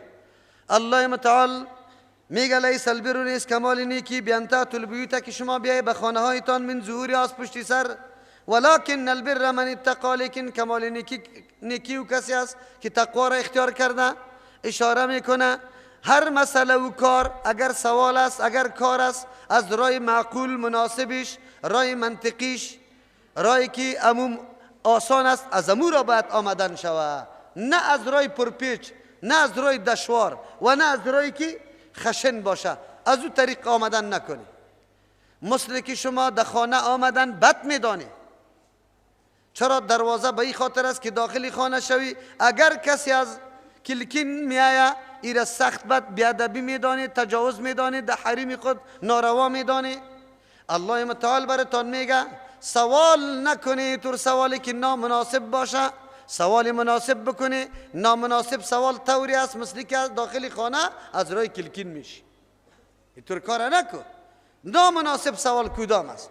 اگر این سوال یهود کرده باشن و گفته باشن که ما از چی جور شده، زبرجد است، یاقوت است، طلا است، نقره است، الله متعال تنبیه و آگاهی میده که شما سوالی غیر معقول میکنی. تو را در شناختن آسمان و ماه و آفتاب چیز که جرمش چی است؟ از چی چیز جور شده؟ تو جور کردن چی میکنی؟ از فایده سوال کن. چیزی که در مسائل ضروری تو به درد میخوره او را تو سوال بکن. این را چرا سوال میکنی؟ این دیگه اونمون سوال است. یک آدم سوال میکنه مولوی صاحب قربانی حابیل در کجا بود، در کدام مملکت بود، چقدر روزا گوشتش دوام کرد، کی خورد، چقدر خورد. اینی طور سوال کرده رایست. این چی فایده داره؟ این دانستی قربانی حابیل دانستی که فلان رقم گوسفند علگک بود و اینی قدر چاق بود و شاخ داشت و فلانی حلال کرد، اینی قدر تقسیم شد و خورده شد. چی فایده است؟ الله تنبیه میده که طوری سوالا کردن مثل که از داخل خانه از کجا تا میشی؟ بگه از کلکین. اوی خونده درست است. دوم وقتی که سوال و جواب میشه بحث و مناظره میشه. گفتگو میشه، شما آمدن کنی به امری که واقعی قناعت بخش باشه. چرا اگر خلاف معقول سوال میکنی، این مثلی که از پشتی سر میایی، نه از دروازه بیا، طریق استدلال بشناس، بعد از تو بیا سوال بکو. طریق استدلال باش. یک برادری مالی نمی البته بس کرد دیگه، یک روز بود که اینجا آمده بود میل رزید که تو این آیت بغیر از مذهب امام بنی حنیفه تشریح کو. و بیچاره ذهنیت برش، او را ملا برش گفته بود خب که و من اعرض عن ذکری فإن له معیشة ضنکا. این را تو تشریح میتونی بدون مذهب امام اعظم رحمت الله علیه؟ ببینید شما بیچاره چی تصور داره در حق مذاهب، چی تصور برای مردم داده. و مرد که مذهب در تفسیر هیچ ارتباط نداره، تفسیر برای خود اماما داره، مفسرین داره. او آمده بود میلرزید. این سوال چیست؟ از طریق دروازه داخل شدن نیست، از طریق چی است؟ از کلکین آمدن است. درس نخوانده، علم نداری، حدیث نخوانده، قرآن نخوانده، معلوماتی کافی نداری، می سر یک عالم انتقاد بکنی تو اینی را اینطور کو، اینی را اینطور کو. این گپ یادی نیست، این گپ بسیار سخت گپ است. به نزد الله متعال این سخت گپ است. جبریل امین به پیش پیغمبر زانو میزنه، بعد به احترام مثل شاگرد میشینه، بعد از سوال میکنه مال ایمان. او تو یک نفر تمطراق می اینی را تو نمیتانی، باز قسم هم میخوری که نمیتانی. علم غیب هم داری خیر که از حالت ما خبر داری که میتونی نمیتونی. ما خود اینطور مسائل یک کمی حوصله میکنیم، وگرنه این کمال بیادبی و گستاخی در شان یک عالم است. اونجا قرار بشی در چوکی سوال دارم، پرزکت که پیش کو، دلیل برات گفته شد، قناعت کردی، خب نه نکردی، پس دلیلی تنوشته کو بیار بگذار، بگو اینی دلیل دارم. تو میای اینطور میلرزی کی خلاص این خوب بیادبی است. قرآن میگه نه، کمال نیکی نیست که تو از پشتی سر بی، از راه و روش منطقی و معقولش بیا، منطقی و معقول. در اینجا داخل میشه که کسی دعوت میکنه، امر بالمعروف میکنه، یا به مشیوه به مو طریقه باید آمدن کنی که حال مخاطب در نظر گرفته باشی. مخاطب چی رقم آدم است، آیا کدام رقم استدلال قطع شوه، چی رقم گفتگو قطع شوه، حالتش معلوم کنی به طریق آسان و اسهل. تو رای آسان انتخاب بکو، نه رای سخت دشواره. چرا؟ رای سخت انتخاب کردن مثل که از پشت سر در خانه بی، رای آسان مثل که از دروازه بی. در اینجا باز داخل میشه در این آیت طریق تدریس و تعلیم برای شاگرداره. الله براتون میگه و اتوا البیوت من ابوابها، در خانه ها از دروازه هایش بیایه. تو وقتی تعلیم میدی یک طفله، به مو طریقه باید تعلیم بدی که آسان این زود سرش برسه. مثال بده، مثال محسوسه برش بیار، برای ازو تخته نوشته کو، دوباره سوال از پیش بکو تا که ذهن ازو خلاص شود. راه آسان انتخاب بکو، نه راه درازه. در مدرسه که بری فقط چشما پوت گرفته میشه، برات میگه الکلمتو چی؟ الکلمتو چی؟ لفظ. الکلمت لفظ وضع لمعنى مفردین. اول در الکلمه تحقیق است، 5 تحقیق است.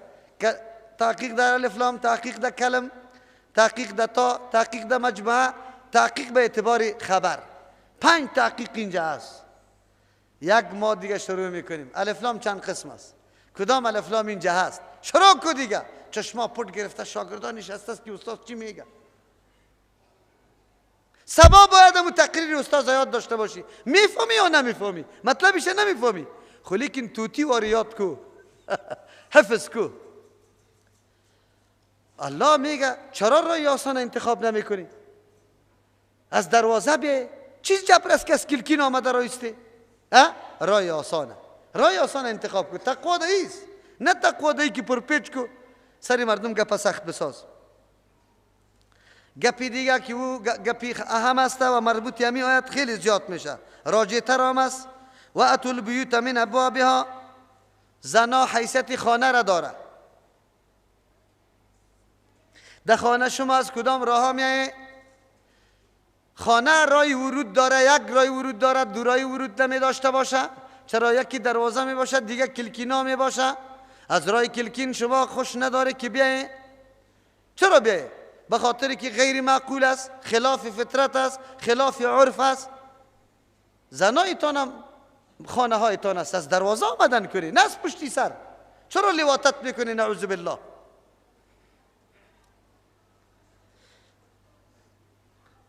و اتوا البیوت من ابوابها، آمدن کنی به خانه ها از دروازه هایشان، نه از پشتی سر. نعوذ بالله. الله که کدام جهت انتخاب کرده؟ همون جهت، نه جهت دیگه. واتقوا الله، از الله بترسی، از خود راه ها را انتخاب نکنی، از خود در دین اضافگی نکنی، از خود اوهام پرستی را شروع نکنی، این کارا را نکنی. لعلکم تفلحون، به خاطر که شما در کامیابیتان برسی. لعلکم، شاید. هر امری که تعلق به بنده داره الله لعلکم میگه. لعلکم تتقون، لعلکم تفلحون، لعلکم تذکرون، لعلکم تعقلون. چرا به خودی بنده تعلق داره؟ بنده بس اوقات میتونه شرایط پوره شوه، موانع دور شوه، راستی هم در فلا برسه، لیکن اکثر اوقات شرایط پوره نمیشه، موانع پیدا میشه، آدم در مقصد نمیرسه. از او خاطر الله تعبیر به لعل میکنه. انسان باید بفهمه، انسان باید درک بکنه که قطعا لعل موجود است. اگر ما بازیگوشی کردم، اگر ما غفلت کردم، اگر ما لحاظ شرایط نکردم، در مقصد رسیده نمیتونم. مقصد وقتی حاصل میشه که من تمام لحاظا را کرده باشم. و قاتلوا فی سبیل الله، جنگ کنید در راه الله متعال. الذین، امرای کسانی که قاتلونکم، امرایتان جنگ میکنه. ولا تعتدوا، شما تجاوز نکنی ولو که در جهاد هم باشی.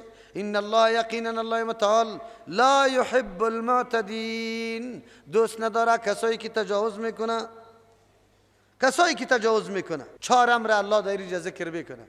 اول بیان فرضیت قتال، که جهاد کردن فرض است. در جهاد کردن فرض است. اگرچه آیاتا عند صلح حدیبیه نازل شده، زمانی که پیغمبر علیه السلام در عمره کردن رفته بود، در مقام حدیبیه کفار آمدن پیغمبر علیه السلام مانع شدن. به خاطر کدام شان و شوکت و دبدبه صحابه را دیدن، گفت به این شان و شوکت اگر یا عمره بکنه، ما دیگه بسیار ذلیل میشیم پیش مردم دیگه، مردم ها آوازه بلند میکنم، نمیگذاریم شه. پیغمبر علیه السلام دمو سال و صلح امرایش کرده که سال آینده باز بیا عمره بکنه. و صلح خیلی شرایط ناگوار هم گذاشته شده بود. سال 6، اما خود جهاد در سال 3 این جهاد فرض شده. هجرت سال 2 جنگ بدر. در اینجا فرضیت جهاد اول بیان میکنه. دوم چیزی که بیان میکنه او مقصد جهاد چیست، چرا جهاد میشه. سوم چیزی که بیان میشه در اینجا قطعی که جهاد شوه. چهارم چیزی که بیان میشه آداب و شرایط و لوازمات جهاد است. آیت کوتاست اما این کلی مسائل در می آیت جمع شده. اول و قاتلوا فی سبیل الله، الله امر کرد جنگ کنید در راه الله، جنگ کنید. فرضیت قتال شد، جهاد فرض شد. الله فرمان داده که جهاد بکنه. هیچ کسی گفته نمیتونه که جهاد فرض نیست. هیچ کسی گفته نمیتونه. امروز اگر کسی بخیزه بگوید که جهاد فرض نیست، از جمله فرایض اسلام نیست، کافر مطلق است. جهاد فرض است. امرایی کی آلی کیش تعیین میشه خود به خود. قرآن خودش تعیین میکنه. به کدام مقصد جهاد بکنه آدم؟ الله تعیین میکنه فی سبیل الله، جهاد بکن در راه الله. در راه الله تعبیر به فی کرده. آدمی مجاهد کل جان خدا، مال خدا، وقت خدا، کوشش خدا، قوت خدا، طاقت خدا، کلش دمیر راه الله مصرف میکنه. فی سبیل الله، در راه الله. راه الله کدام است؟ لتکون کلمت الله هی العلیا، که شوه کلمه الله بالا و کلمه شرک و کفر سفلا شوه. کلمه الله عبارت از چیست؟ نظام الله، قانون الله حاکم بگرده، نظامای طاغوتی ادیان دیگه کلش محکوم شوه. برای یک هدف جهاد میکنی فقط نظام الله حاکم شوه. اشاره به است که در دین مقدس اسلام جهاد برای از این است خون بریزانه، مردم آزار اذیت بده، قتل و قتال بکنه، خشونت بکنه، مال بگیره، دارایی کسی را غصب بکنه، اقتدار حاصل کنه، نقطه های استراتژیک را دست بگیره. به این خاطر نیست. جهاد به خاطر یک چیز در راه الله است که کلمه الله قایم شود، حاکم شود. دو، سوم چیز امرای که جنگ شود. قرآن بر ما میگه الذین یقاتلونکم، کسانی که قتل شما جنگ داره، اعلان جنگ داره، شما هم قتلش جنگ بکنی. بعضی علما میگه که این جای نامده که اول حمله یا اول دستور جنگ از مسلمانان شده باشه. از او خاطر در اسلام فقط جنگ دفاعی وجود داره، جنگ مهاجمی وجود نداره. اما این قول ضعیف است. جنگ مهاجمی وجود داره چرا که پیغمبر علیه السلام مامور است، امر بر شده که نظام الله را قایم بکن. اصل جهاد برای قیام نظام الله است.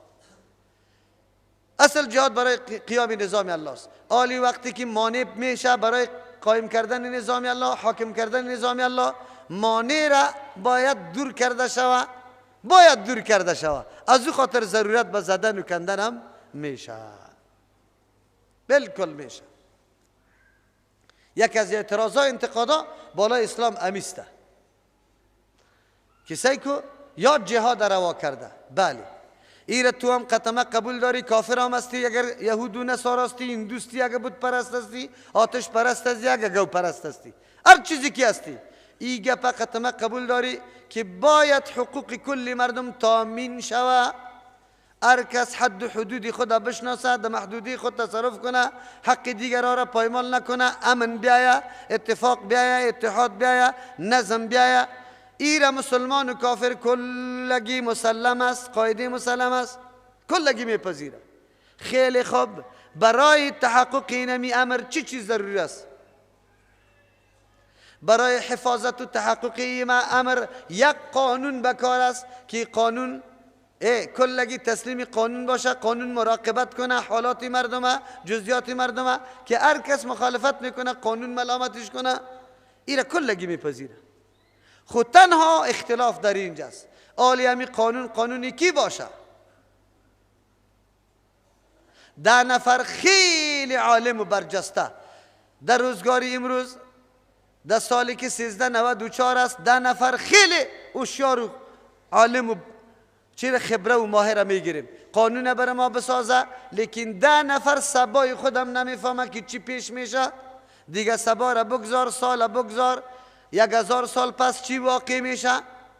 او بیچاره قانون اگر بسازه، امروز چرت بزنه که کدام قانون بر ما مفید، کدام مضر، چرت زد، از امروز قانونش تطبیق میشه.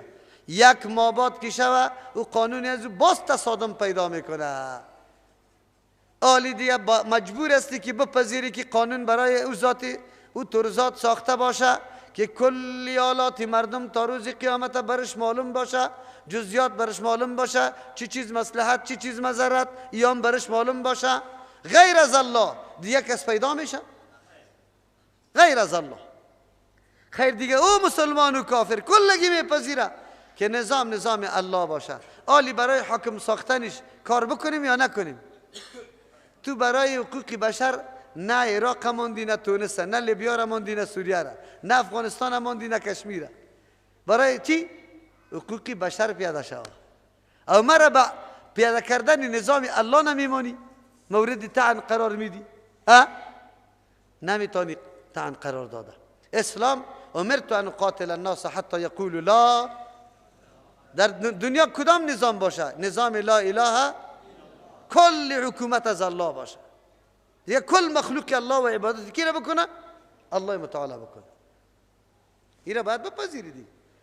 انتقادی توی جای نداره، هیچ قابل شنیدن نیست. این انتقاد صحیح نیست. آداب قتال چیست؟ لوازم قتال چیست؟ الله متعال در یک کلمه جمع کرد. چی میگه برای ما؟ ولا تعتدو، تجاوز نکنه. این مردم میگه دین اسلام. خصوصیت دین مقدس اسلام دا چیست؟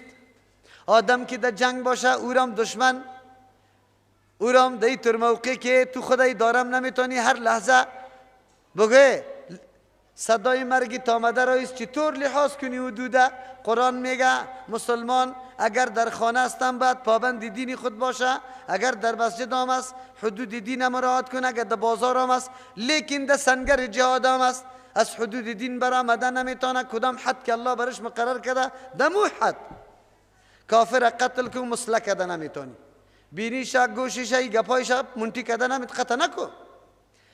در اون میدان جنگ زن کشته نمیتونی، طفل کشته نمیتونی، ریش سفید کشته نمیتونی. عالمیشان که در صومعه نشسته در مو به عبادت خانهش نوشتن، نبرآمده، تبلیغات علیه اسلام نکرده، مشوره نداده، فقط زندگی روزمره خود همونطور هیچ خبر نیست تیر میکنه. اونطور کسا را تو کشته نمیتونی که در جنگ صحیح مشارک نباشه، وسیله جنگ نشده باشه، خلاص نمیتونی.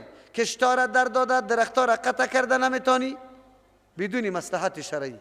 اگر مصلحت شرعی موجود بود مراجعه به فتوا شد و مسلمان ها اجازه کرد، بعد ازو میتونی، در غیر ازو نمیتونی. ایره میگه کمال اسلام که در حین جنگ، در موقعی که تو خونی در جوش است، در انتقام، در اینطور موقع تو باید از حد تیر نشوی، در اینطور موقع از حد تیر نشوی. این دنیای کفر ببینه، امریکایا وقتی که تانگش زده میشه یا نفرش زده میشه، امونجا نشسته است دکاندار بیچاره، بگوی کراچیوانا در در در در کلیشه میزنن. اینی قانونی از واست. در کدام ناحیه است که صدمه دیده، امو قریه را که نزدیک است به او جای عملیات، در جای عملیات که نزدیک است، امو قریه را کمل بمبارد میکنه نمیکنه؟ میکنه. کجاست این قانونی از یا؟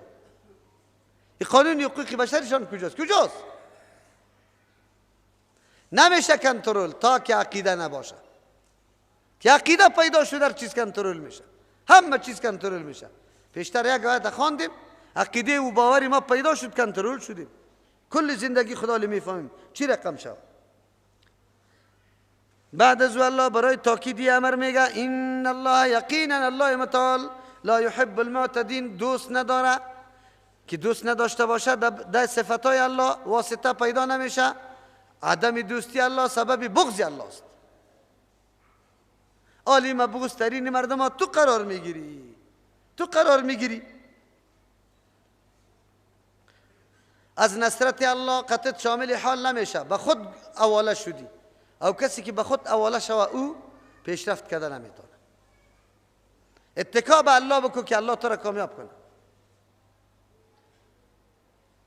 ولا تعتدوا، تجاوز نکنی. ان الله لا يحب المعتدین، یقینا الله تجاوز خوش نداره. در هر جایی که باشه، در هر موقعی که باشه، نه تجاوز خوش داره. در جهاد که کسی را قتل ناحق کنی، مسلح کنی، اینطوری کارا را قطعا نمیتونه. شریعت برات چیزی را اجازه داد. تجاوز نکو. الله برات گفته ثم اتموا الصيام الى الليل، آیت تیر کردیم. از اول بر ما گفته بود که وکلوا واشربوا حتی یتبین لكم الخيط الابيض من الخيط الاسود من الفجر. بعد از او گفته بود ثم اتموا الصيام الى الليل، تا شب تمام کو. دین روز کسی برای ما گفت که دختری خیلی خوب داره، لیکن ما چی شرط گذاشته او دختر؟ پدر خواستگار پیشش رفته، پدر گفته که ما بالکل میپذیریم عروسی اسلامی و تویانه و محرمی قدر نمیگیریم، خلی که یک شرط دارم، دختری من نیم ساعت پسان چی میکنه؟ افطار میکنه. چرا؟ پیر صاحب برش گفته. پیر صاحب برش گفته. از حد الله تو تجاوز میکنی، حد الله گذاشته. اینجا تو در عبادت الله تجاوز نکو، تجاوز نکو. این تجاوز است. آلی تجاوز در بسیار مسائل میشه، در حقوق زن، در حقوق اولاد، در حقوق اقارب، در حقوق پدر و مادر، در هر کدامش تجاوز میشه. نمیکنی، پوره نمیکنی. نان نفقه اولادایت نمیری، پوره در وقت وادش نمیاری، سرپرستی خوب نمیکنی. اعتداست، تجاوز است. حد الله را پوره نمیکنی. الله گفته که معتدین دوست نداره. هر کسی اعتدا میکنه. اگر در دعا اعتدا میکنه، میگه دعا کردم قبول نشد، اعتداست. در نماز اعتدا میکنه، تجاوز میکنه. رکوع سجده قومه را درست نمیکنه. الله دوست ندارد. وقتلوهم حیث ثقفتموهم، بکشه یاره. الله فرمان میده ای مومنا نمانی کفاره، بکشش. حیث از او جایی که ثقفتموهم که شما با زیرکی و هوشیاری او را پیدا کرده میتونی. قرآن چی درس میده برای ما؟ قرآن نمیگه خدا روی برو بازی روی رفتنی تام به این خاطر که مردم برات بگه که طوفان است، مردم برات بگه که شجاع است. نه نه نه نه. الله متعال برات میگه ای مومن اینقدر بیدار باش، یک مرمیت به جای مصرف نشه. یک مرمی چیست؟ تو مسلمان هستی. یک مرمی در موقع جنگ چقدر قیمت داره، چه حیثیت داره؟ مجاهدین ما در تویای بچهای کاکا در در در در در در در در در در در در در در روز قیامت از پیش سوال میشه قطع خون ملت ای مرمی ها خریده شده بود. امروز مجاهدین ما سلاح غنیمتی خوده که از روسا من حیث یک شعار جهاد قطعشان باقی بود در دسترس امریکا قرار داده. جناب محترم دیگه کارای تا بگذار، در روز قیامت این جوابم میدی. دیدیار شده پیسگکی خدا در جیب انداخته برای چند ماه. خوی افتخار خدا رفتی در میدان در دادیشه سلاح جور و تیاره ایره حریق کو، ایر از بین ببر، ایر از بین ببر. ولی سلاح است، ما نیاز به سلاح نداریم. خیر است که سلاح امریکایی نیست، روسی خواست. سلاح روسی از امریکایی که خیلی خوب میشه. مومن ثقیف می باشه. ثقافت میگه یک چیز به زیرکی دریافتن، بصیرت به زیرکی حاصل کردن. خیلی ماهر باشی. قرآن برای مجاهدین درس میده. مجاهدین الکی نروی من عاشق هستم از جنت میرم درم خودم میکشم. نه جناب محترم، الله تو را عزت داده، الله تو را جان داده، امو تو نرو درم. یک قدر مرحله نیایی کوشش بکن که تو بتونی یک بولک از خود پیش کنی. بعد از او اگر خوردی این اول امر معقول و مناسب امی است که اگر انسان وقتی شهادت خوش داره بره و اینطور از تاکتیکا کار بگیره که دشمن سری تو کامیاب نشه. از تاکتیک کار بگی. قرآنی گپا میزنه. ثقافت امیر میگه مهارتی تام. روسا را کی زیاد وار خطا کرد؟ جنگای چریکی. مجاهدین یک چیز نمیشد، ناگهانی در غفلت در یک کجی محاصره میکرد قوا را. سعی میکردی که 10 دانه تانک در گرفته. 4 دانه مجاهد برو بخیر بگریز از طرف کو جنگل خیر و خلاص. نه تلفات بود نه چیز بود. نه مردم ایران موندن، نه اقتصاد مان نه سلام مان، هیچ چیزام برش نمان. روس همونطور شکست نخورده. روستی کارا کرد مجاهدین الا پای پیش در فلان جای بکنیشه خطی تیل شوه پایپ آورده بودن تا کابل. خبر داری که در تانکرها نمیشه. در تانکرها این دنیای احمق غربی آمده میخواه چنگال خود سری مرکز چی آسیای مرکزی سری افغانستان وارد جای چنگال خود ایجا بچسبانه. تو خبر نداری. یقین بکن اگر خیر خوبی بینی، اگر دیگه هیچ رقم نباشد دزدی کده مالی تا وار خطایت میکنه. انشالله او طور هستن. خواه از امریکا را دزدی نتانستن دوڑی خورار. اینطور صحیح سالم برشان میاره که پرسان نکن. صحیح سالم برش تسلیم میکنه. کم خدمت یا نکرده خوب. فلانی خان خوب هیچ پیسه نداشت. 2 تیلر در کمپاین داره. 2 تیلر یام در روزی قیامت جواب میده خوب که چقدر خدمت ها کردن در اسلام. فلانی خان خانواده بسته در حج رفته. از کجا کرد؟ از کمپاین. از پیسه کمپاین در کجا رفته؟ قطعی زن و فرزند و دختر و بچه در حج رفته. حج بکو. و اخرجهم من حیث اخرجکم، بکشی کفار از جایی که شما را کشیده.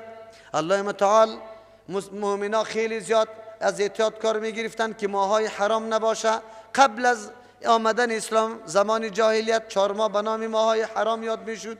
حرام ایمانا که جنگ کردن در او ماه حرام است، تجاوز بالای کسی کردن، یا حرام ایمانا قابل حرمت و عزت بود، مردم در اونجا یکی با دیگه جنگ نمیکرد، در زمان جاهلیت هم 4 ماه اشهر الحرام گفته میشد. 3 ماه پی در پی 1 ماه جداست. ذوالقعده، ذوالحجه، محرم، این 3 ماه پی در پی است. رجب که پیش از شعبان است، یعنی از رمضان که پیش ما شعبان بود، از شعبان پیش رو به نام چی یاد میکنه؟ رجب یاد میکنه. در این 4 ماه یا اجنا جنگ نمیکردن، حتی قاتل پدر خود گیر میکرد هیچ تعرض نمیکرد و این سلسله باقی مانده بود.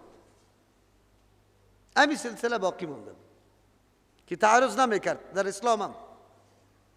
آیا حالی منسوخ شده یا نه؟ علما 2 نظر داره. یک تعداد میگه منسوخ شده، جنگ منسوخ شده، حالی اجازه است هر وقت جنگ میتونی، اما محترم بودن ما منسوخ نیست، همونطور قابل احترام است. از او خاطر راجح است که ابتدای جنگ در این ماه تو نکنی تا که دشمنش رو سری تو نکنه، دشمن سری تو شروع بکنه. صحابه کرام خیلی زیاد میترسیدن که مبادا در ماهای چیست حرام ما مبتلا به این گپا شویم و ما گناهگار شویم. از او خاطر میگه و اخرجوهم، بکشی مردم را من حیث اخرجوکم. این را میگه انگیزه دادن. شما مردم از خانه هایتان کشیده در ملکت شخصیتان شما را نگذاشته، او مردم چطور میمانی؟ خط جنگ کنی، تلاش کنی، بزنیشه. والفتنه اشد من القتل، فتنه خیلی سخت است از قتل کرده. چند توجیه اینجا داریم. فتنه عبارت از شرک است. والفتنه شرک اشد، خیلی سخت است، من القتل، از جنگ کرده. صحیح صحابه کرام که دل شما میشه که جنگ نکنه، چرا که ماهای محترم است. این گپی شما بسیار خوب است که جنگ نشوه، لیکن فکری تا بگیری اینجا شرک موجود است که شرک موجود بود باز حرمت ماهای حرام هم در قصهش نشو. شرک از بین ببر، چرا که شرک خیلی سخت است. آیت قرآن کریم بر ما میرسانه که شرک سختترین گناه است. در موجودیت شرک حتی محترم بودن ماها که جنگا باید دایش نشوه، الله متعال برای ازاله شرک جنگ دمی ماهای حرام هم روا کرد. خب به خاطر چی؟ که شرک چی شوه؟ از بین بره. فهمیدی که چقدر سخت گناست؟ که در طور ماها جنگ باید نشوه، لیکن چون شرک وجود داره باید چی شوه؟ جنگ شوه تا که شرک از بین بره. یک توجیه است.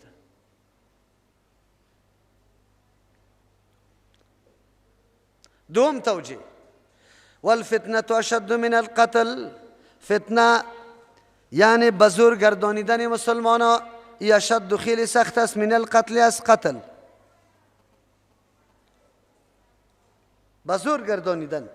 یک دسیسه را کفار شروع کرده بودن، مسلمانی که جدید مسلمان میشد را گیر میکردن، مثل بلال رضی الله عنه و شکنجه میکرد، خیلی زیاد سخت، به این خاطر که از ایمان خود دین خود برگرده. الله متعال میگه والفتنه اشد من القتل. به صحابه در شرک واقع شدن یا به زور طرف کفر گردانیدن، این خیلی سخت بود از کشتن کرده.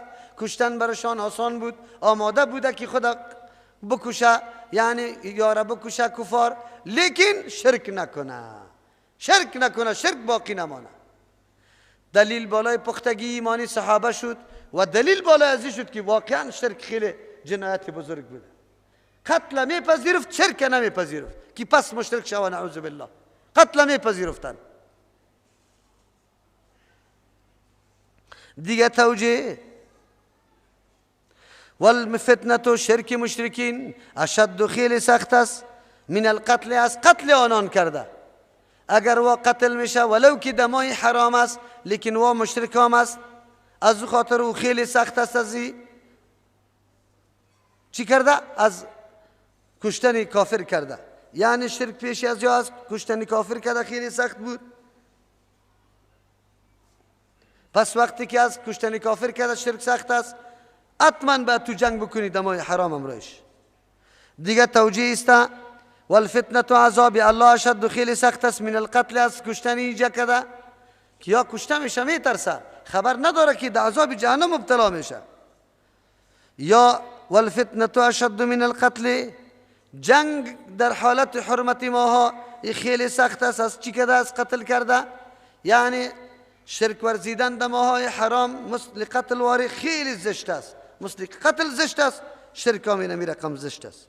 فإن ولا تقاتلوهم، شما جنگ نکنی همراه کفار عند المسجد الحرام، بنزد مسجد الحرام، حتی یقاتلوکم فیه، تا که جنگ کنم برای شما فیه دریجه. فإن قاتلوکم، اگر جنگ کرد همراه شما، فاقتلوهم، شما بکشی یاره. كذلك جزاء الكافرین، اینمی قسم جزای کفار است. اگرچه ماهای احترام است، ماهای عزتمندی است، قطعی طور مردم باید چی نشوه، لیکن چون که یا شرک میکنه از او خاطر شما هم معاف میشه، الله متعال شما را مؤاخذه نمیکنه. فإن قاتلوکم فاقتلوهم، اگر جنگ شروع کردن یا فاقتلوهم، شما بکشیش. آلی دقیقش نشوه که ماهای حرام است یا اینجا مسجد حرام است، نه حرمت زمان باقی میمانه نه حرمت مکان. چرا؟ به خاطر که یا ابتدا و آغاز به جنگ کرده یا احترام و پاسی حرم و ماهای حرام نکرده، شما مجبور هستی که از خود دفاع بکنی. جنگ شما دفاعی شد، الله متعال شما را در این مورد مؤاخذه نمیکنه، بکشیش. نترسی که قتل در طور ماها شاید جنایت بزرگ باشه. كذلك جزاء الكافرین، این همی رقم جزای کفار است. کفار در هر جایی که هستن در مقابل کفر شما قیام میکنه، از او خاطر یاره از بین میبره. فإن انتهوا، اگر قرار شدن از مقابله و مبارزه ایمان آوردن، فإن الله، یقینا الله متعال، غفور، زیاد مهربان است، تمام گناه های سابقه را بخشش میکنه، رحیم، رحم کننده است. آینده تم الله اسلام میکنه، اسباب و هدایت الله برات فراهم میکنه. قرآن کریم در پهلوی ازی که او طرف مسلمانان را به جهاد امر میکنه، خو این طرف کفار هم دروازه را برشان باز کرده. همیشه دعوت از پیش کفار به چی میشه؟ به ایمان آوردن و ترغیب دادن. اسلام از او خاطر اصلی هدفش خونریزی نیست، تلاش میکنه گپ در خونریزی نرسه. از او خاطر دعوت داده رویست است که اگر قرار شدن آلی دیگه دست شما از وقت کوتاه میشه، هیچ نوع تعرض سرش نمیتونه و قتل هم نمیتونه، مالش در امن میشه، همه چیز. آیندهش هم الله اسباب هدایتش فراهم میکنه. این چقدر احسان الله بر ازیا میشه. ای از جمله خصوصیات دین اسلام است که در پهلوی قدر تشدید این طرف نرمی هم و تنبیه و آگاهی برای ازوام موجود است. برای ازوام آگاهی داده میشه که اگر شما رعایت لحاظی از چی را نکنه، آخر الامر مورد تعرض قرار میگیره، باز خوشایند نمی باشد. از او خاطر این کلام الله متعال زیاد میکنه. كذلك جزاء الكافرین، این نمی رقم جزای کفار است. فإن انتهوا، اگر قرار شدن از مقابله و مخالفت، فإن الله، یقینا الله متعال، غفور، مهربان ذات است، سری گناه های سابقشان الله متعال معاف میکنه. رحیم، رحم کننده، ساینده اسباب هدایت برش میده. و قاتلوهم حتی لا تکونه، شما بکشی مردم تا ای که باقی نمانه فتنتون، باقی نمانه شرک، باقی نمانه. یک معنی است شرک از بین، از شرک، نظام شرکی از دنیا چیده شوه، آلی نظام یک الله برقرار شوه. دوم ترجمه، مراد از فتنه شرک گرفته بودیم، آلی به زور دور دادن مسلمان ها را. و قاتلوهم، شما جنگ کنی حتی لا تکون فتنتون، تا که باقی نمانه به زور دور دادن و شکنجه کردن مسلمان ها توسط کفار. و یکون الدین لله، نظام از یک الله باشه. فإن انتهوا، اگر قرار شدن از مخالفت، فلا عدوان، تجاوز سرش نیست، الا علی الظالمین، مگر بالای کسایی که ظالم هستند. دو ترجمه را کردیم، یکی شرک، یکیم به زور دور دادن.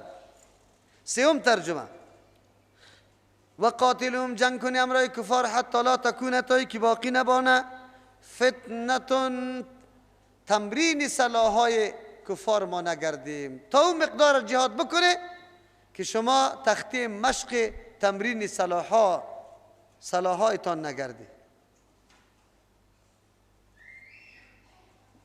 سلاحهای کفار همیشه در میدان سری کی آزمایش میشه؟ سری مسلمان. اولین سلاح کیا جور میکنه؟ تمرین و امتحانش سر مسلمان است، مملکت اسلام است. الله میگه تا این اندازه رو شما قتال بکنه تا ای که چی باشه باقی نمانه. اینطور حالت سرتان باقی نمانه که نعوذ بالله شما تمرین مملکتتان، جایتان تمرین مشق نظامی بلوک شرق یا غرب باشه که وا سلاحهای خود آزمایش کنه اینجا سر شما، تا وقت شما جهاد بکنید. اصلی هدف آیت است که آیت موضوع جهاد است. موضوع جهاد منسوخ شدنی نیست، قطعا منسوخ نمیشه. چرا؟ به خاطر که شرک موجود است. شرک تا روز قیامت ختم نمیشه، جهاد موجود است. جهاد موجود است. پیغمبر علیه السلام میگه جهاد ماضین الی یوم القیامه. جهاد نمیتون نافذ و لازم الاجراست تا چی را؟ تا روز قیامت. در سه تعبیر سابقه که شرک باقی نمانه یا به زور مسلمان چپه نشوه از دینش، و یا سوم معنا را که کردیم که تمرینگاه جور نشوی شما برای اسلحه چی؟ اسلحه کفار که وا بیا اسلحه خود سر شما تمرین کرده بره.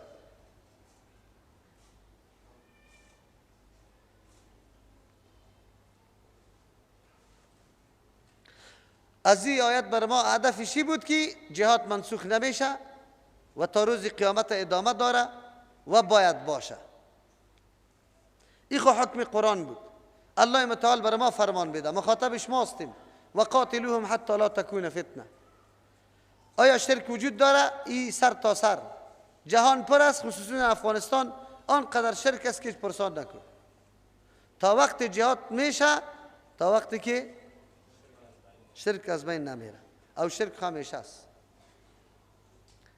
میبینی مسلمان ها به زور گردانده میشه از دین. بله، در برما شما میبینی که مردم ها سوختانده میشه به این خاطر که از اسلام انکار بکنه. در زندان های بشار خبیث اوجا که ببینی مردم ها برش گفت تلقین داده میشه که بگو لا اله الا علی، نیست لایق عبادت بجز از کی؟ شما کلیپا را دیده، لیکن اون مردکه میگه لا اله الا الله. پس معلوم شد که جهاد است. کسایی که میگه جهاد نیست دروغ میگه. چرا که به زور مسلمانان دور داده میشه.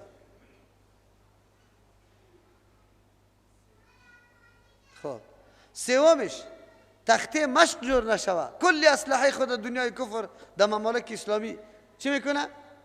امتحان میکنه که کامیاب است اسلحه ما یا ناکام است. سه نقطه وجود داره. سه نقطه امرای کفار جهاد درست است.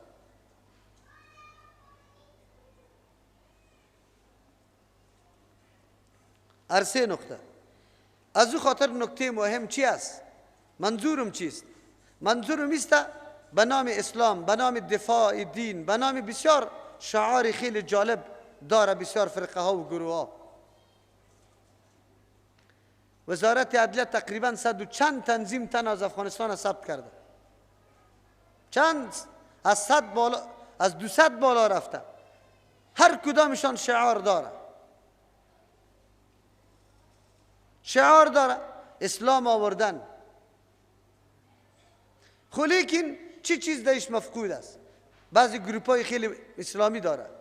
یگانه چیزی که در اوجا نیست بر علاوه توحید جهاد است. جهاد است. علیه امریکا خوب مجله را نوشته میکنه، بسیار بد میگه. دیگه شناخت فرقه ها را از کجا میکنه که فرقه چطور است؟ مقتش گام بگذارم یا نه؟ حق بودن فرقه ها را بر علاوه که ملتزم و متمسک به کتاب الله و سنت رسول الله صلی الله علیه و سلم به منهج سابقین ما باشه، پیشینیان ما باشه، یک موضوع دیگر هم باید حتمی داشته باشه. طرفدار جهاد بگه و جهاد از شعار خود ساخته باشه. او فرقه حق است که اگر هر قدر نفلا را میخونه، تهجدا داره، رحله ها داره، افطاری ها داره، به نام مسلمان دعوت ها میده، خب میگه جنگ رای حل نیست. امی گپا که گفت بفهمی که یک شنگک داره. آلی شناخته؟ آلی شما باید بشناسی فرقه ها را بعد ازی طول کنی در ترازو. آلی در ترازو براتان واضح میشه که کدام فرقه درست است یا نادرست است. و قاتلهم حتی لا تکون فتنه، شما جنگ کنی، جهاد کنی، بکشی کفار تا یکی نه باقی نمانه فتنه، بزور دور دادن مسلمانان طرف شرک، یا فتنه شرک باقی نمانه، یا فتنه تمرینگاه شما مؤمنات تمرینگاه کفار جور نشوی. و یکون الدین لله، نظام فقط از یک الله باشه، حاکمیت از الله باشه، قانونی الله حاکم باشه و بچله.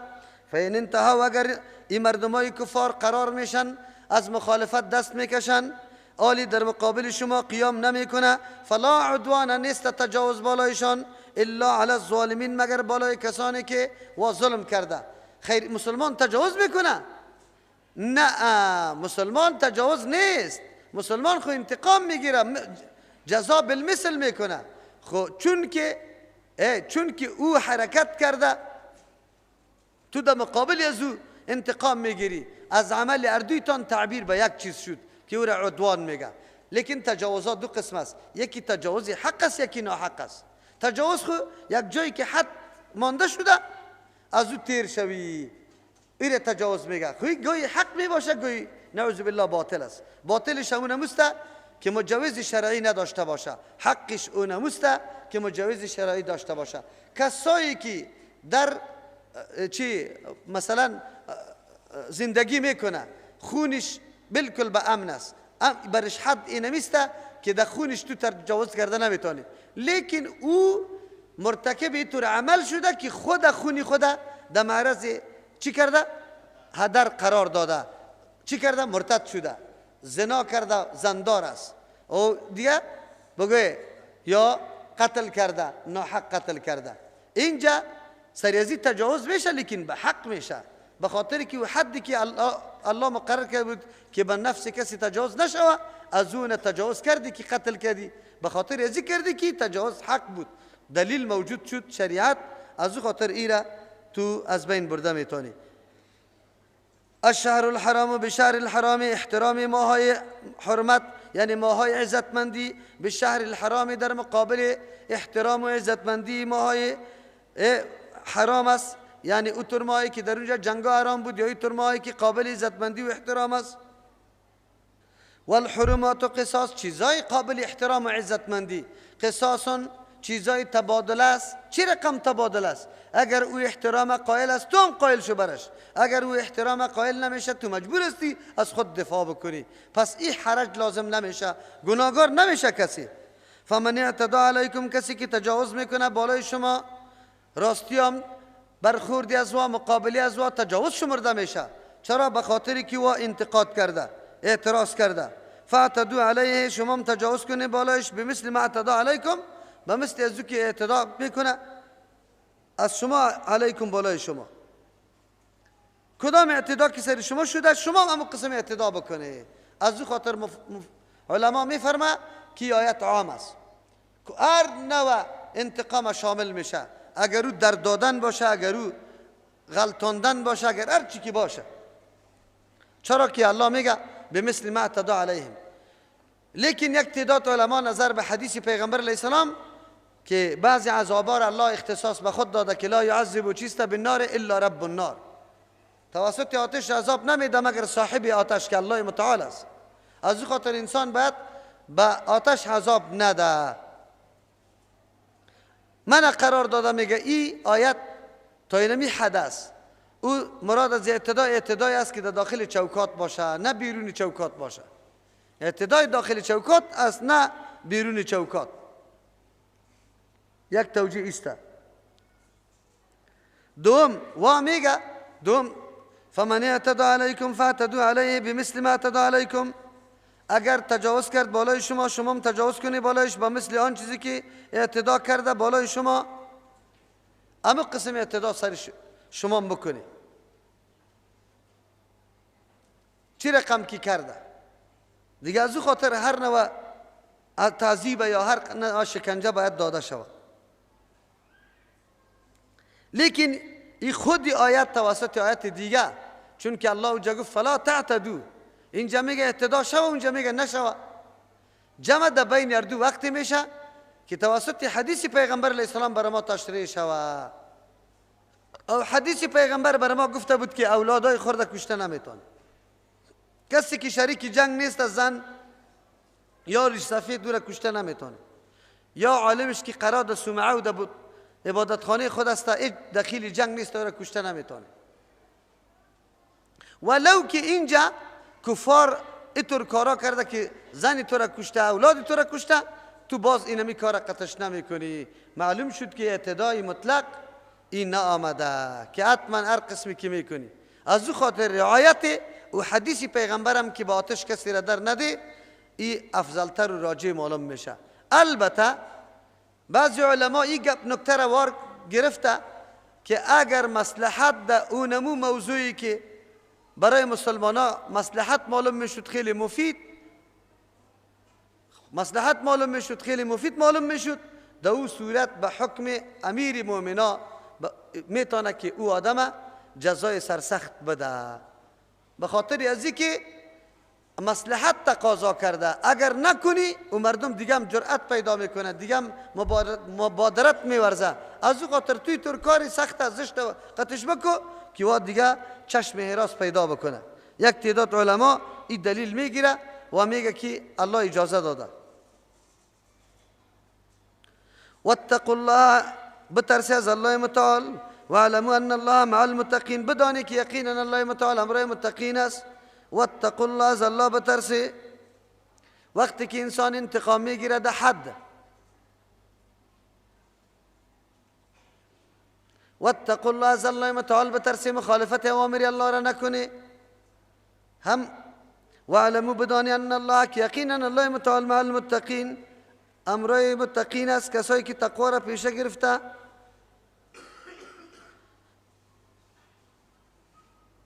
و انفقوا فی سبیل الله، مصرف کنید در راه الله متعال. ولا تلقوا بایدیکم، نندازی به دست خود الی التهلکه، در هلاکت. و احسنوا، احسان کنی، اما چیزا را درست کنی. ان الله، یقینا الله متعال یحب المحسنین، دوست داره کسایی که احسان کننده است. این آیت هم خیلی جامع آیت است، خیلی جامع آیت است. قرآن اشاره میکنه که جهاد یا مقابله و مبارزه با کفار ستون فقراتش، پشتیبانی واقعیش مال است. اگر مال نباشه نمیتونه کسی مقابله مبارزه با امرای کفار بکنه. در هیچ میدان کفار اسلحه تیار کرده میره و تو به مجاهد خود یک تفنگ خریده نمیتونی، مرمی را خریده نمیتونی، سنگر جور کرده نمیتونی، اکمالاتش نمیتونی. خود به خود جبهه با چی میشه؟ با زوف میگرایه، خود به خود پتی تو پاشان میشه. تقویت سنگر و مجاهد توسط انفاق فی سبیل الله میشه. سلا برش بخر، اولادش سرپرستی کنان، نفقیش غمیش بخور، تا که در میدان جهاد و مبارزه برای جهاد بکنه. انفاق فی سبیل الله امر خیلی ضروری در جهاد است. جهاد دو قسم است، یکی جهادی که در سر سنگر میشه امرای سلا، یکی به دیگه جنگا میکنه، مقابله از اسلحه میکنه. این جهاد است. در این انفاق کردن هر کس میفهمه. مجاهد سلا برش خریدی، مجاهد روان کردی در جهاد، سرپرستی خانهش کردی، کلش بری تو درست است. دوم قسم جهاد، جهاد فرهنگی یا جهادی علمی می باشد. در میدان فرهنگ قطعی تو جهاد دارد، تو قطعش جهاد داری، او قطع جنگ دارد، تو در مقابلش جهاد داری. یا بدون انفاق فی سبیل الله نمیشه. یک مرکزی دعوت بدون انفاق فی سبیل الله خدا چلانده نمیتونه. از او خاطر ضرورت بایسته که انفاق شود. آیت متوجه و کسانی هستند که دستشان میرسه، امکانات داره، لیکن از امکانات مشروع خود کار نمیگیره، در جای درست ایره استفاده و استعمال نمیکنه. در جای درست آیت هم آمده بود به می خاطر که جهاد ترک شده بود و مردم رو آورده بود به سوی زمینکاری و میوه جمع کردن.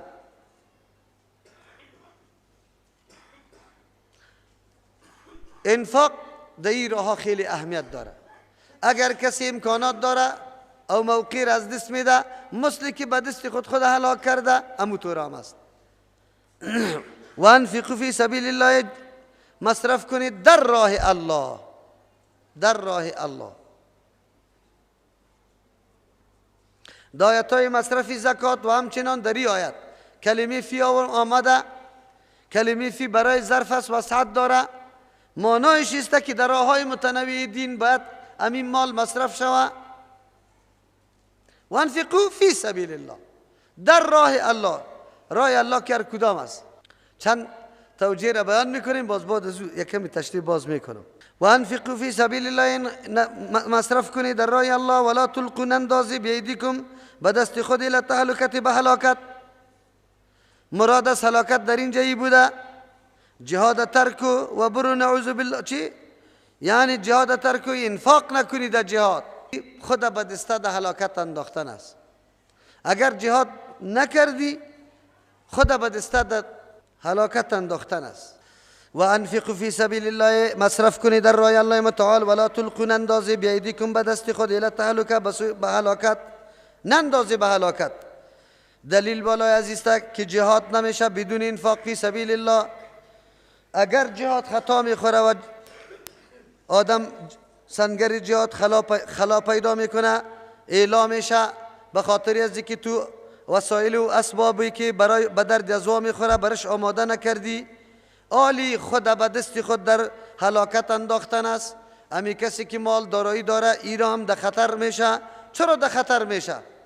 به خاطر که امن نباشد، تو نمیتونی از راههای مشروع برای خود کمایی بکنی، زندگی بکنی، کار بکنی که مال به دست بیاری. ترک جهاد سبب هلاکت به دست خود در هلاکت انداختن است. تعبیری که الله متعال میکنه به می خاطر است که خود به دست خود کسی خود در هلاکت نمیندازه. چرا؟ به خاطر که خود هلاک کردن خود امر معقول نیست. هر کسی را نفرت داره و بد میبینه. لیکن اگر تو وسیله جهاد و مجاهدت اکمال نکردی، سنگر جهاد اکمال نکردی، با داشتن امکانات و او سنگر اعلا شد و کفار غلبه کرد، خود به دسته به هلاکت انداختی. تجارتتون به امن باقی نمان، رفت تباه میشه، اما چیزی از بین میره. این آیت بر ما مسئولیت مالدارا را خوب مشخص میکنه که در مواقع ضرورت، زمانی که دین در خطر میشه، اگر تو خود شور ندی به دست خود در هلاکت انداخته ای. امروز عصر فعلی ما سخت ضرورت به این گپا داره، به خاطر که وا از راههای متنوع، از راههای خیلی دور و مداخله کرده برای اغوای جوانای ما. در یک وطن جوانایش سرمایه بزرگیش است. هرگاه جوانی ما را اغوا کنه، در له و لعب مصروف بسازه، خود به خود سرمایه وطنی تو از بین رفته و خود به خود ما تو فلج شده ایم. از او خاطر الله ترغیب میده به ای که انفاق در راه الله شوه. اگر نشوه گپ خیلی خراب میشه. مراکز دعوتی ساختن، مدارس برای تعلیم قرآن و سنت ساختن یا از جمله اولیات است و هر کسی که امکاناتی از این داره و نمیکنه، این بسیار سخت اشتباه میکنه که خود در هلاکت انداخته رایسته. از او خاطر الله متعال به اهمیت موضوع میگه که اگر این کار نکردی مستی که خود هلاک کرده باشی. اگرچه در ظاهر تو خود هلاک نشده ای، لیکن حقیقتا هلاک شده ای. چرا؟ مسئولیتت که متوجه بود او را ادا نکردی، که نکردی مورد مؤاخذه الله متعال قرار میگیری. وقتی که مورد مؤاخذه قرار گرفتی خود به دست خود هلاک کردی. دوم توجیه، و انفقوا فی سبیل الله، نفقه کنید در راه الله، ولا تلقوا بیدیکم الی التهلکة، مصرف کنید در راه الله، به دست خود در هلاکت نندازی. پیش از اینکه حالت یأس و ناامیدی برسه، حالت جان کندن برسه که تو نزدیک میشی از این دنیا رحلت میکنی، اونجا باز میگی که این قدر از فلانی باشه، این قدر در فلان جای مصرف کنی. الله متعال میگه نه، او وقتی تو نیسته، حالت یأس است، پذیرفته نمیشه. قبل از اینکه جور تیار هستی، راههای خیر برات معلوم است، باید تو مصرف بکنی در راه الله متعال. اگر عالی مصرف نمیکنی، در اونجا باز فریاد میکنی، حالت یأس است. حالت یأس قبول نمیشه، که نمیشه خود به دست هلاک کردی. موقع و فرصت برات میسر شد برای چی؟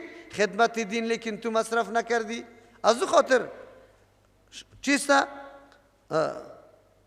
خود به دسته به هلاکت انداختن است. سوم توجیه و انفقوا فی سبیل الله، مصرف کنید در راه الله متعال، ولا تلقوا بایدیکم، نندازید به دستای خود الی التهلکه، برای هلاکت. اینطورم نکو دستی باز کرده ای، آلی مصرف کرده را استی میدی آنقدر که حتی به اولادای خودم نمیگذاری، کلش مصرف کردی.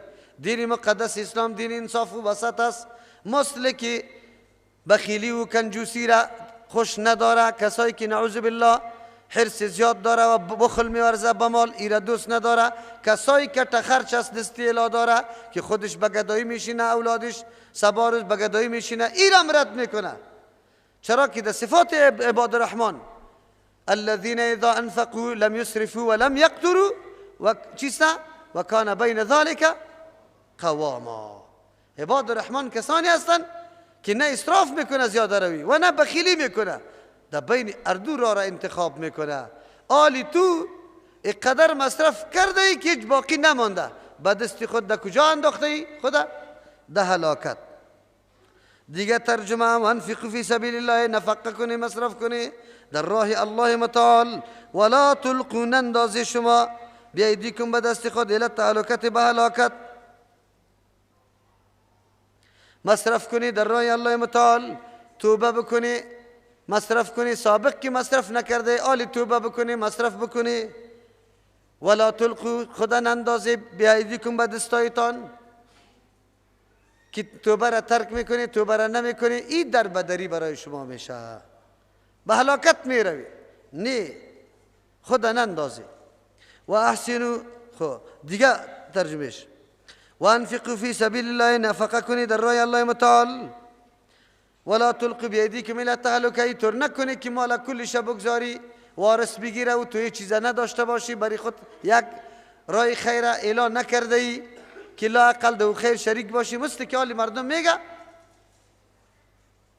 چی را میگه؟ که برای خود ذخیره کو، یعنی یک چیزی برای خودم مصرف کو. اینطور کار نکو که کلی مال به میراثخوار خود میمانی لیکن هیچ چیز جور نمیکنی.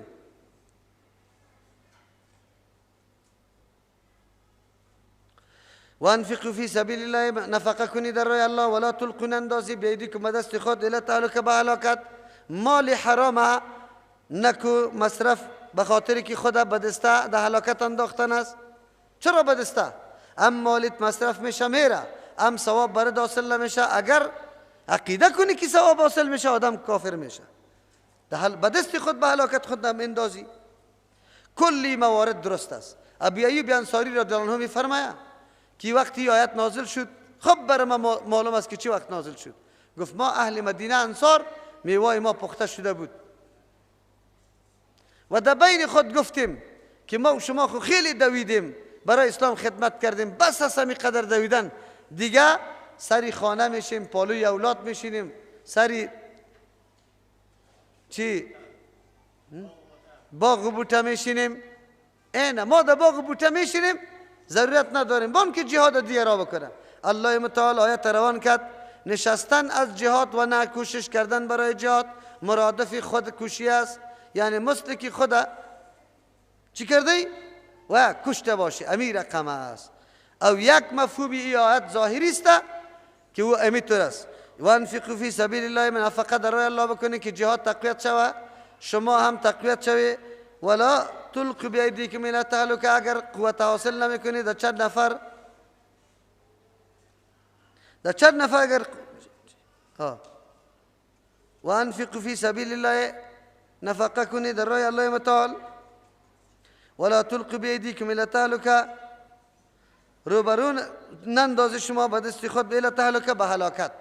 آیت صریح است بالای خودکشی که خودکشی حرام است. کسی که خود هلاک می سازه، واقعیت هم طور است که خودکشی حرام است، جزای سخت هم داره، اما استشهاد قتل خودکشی بسیار تفاوت عظیم داره، خیلی تفاوت. چرا؟ در هدف، در مسیر، در موقع. خب و احسنوا، احسان بکنین، ان الله یحب المحسنین، یقینا الله متعال دوست داره کسایی که احسان میکنه. احسان امرای الله ای را میگه که عبادت الله را با وجه درستش بکنی، کأنک تراه، تو گویی که تو میبینی، اگر تو نمیبینی فإنه یراک و فإن لم تکن تراه فإنه یراک، تو را میبینه. احسان در عبادات الله امیر میگه که عبادت به وجه ادا شوه که مورد قبول الله بگرده. عبادت مورد قبول الله وقتی میشه که خالص برای الله و به نقشه کی باشه؟ رسول الله صلی الله علیه و سلم باشه، او وقت تو عبادت قبول میشه. احسان برای مخلوق الله است که خیرت بر از او برسه، ضرر تو مسئول شوه. ان الله يحب المحسنین، یقینا الله متعال دوست داره کسایی که احسان میکنه. محسنین کسایی هست که حق الله و حق بندگان الله را اردو لحاظ کرده، با وجه درست کوتاهی و قصور نکرده. الله از جمله محسنین و شما را بگردانه. سبحان ربک رب العزة عما یصفون و سلام علی المرسلین والحمد لله رب العالمین.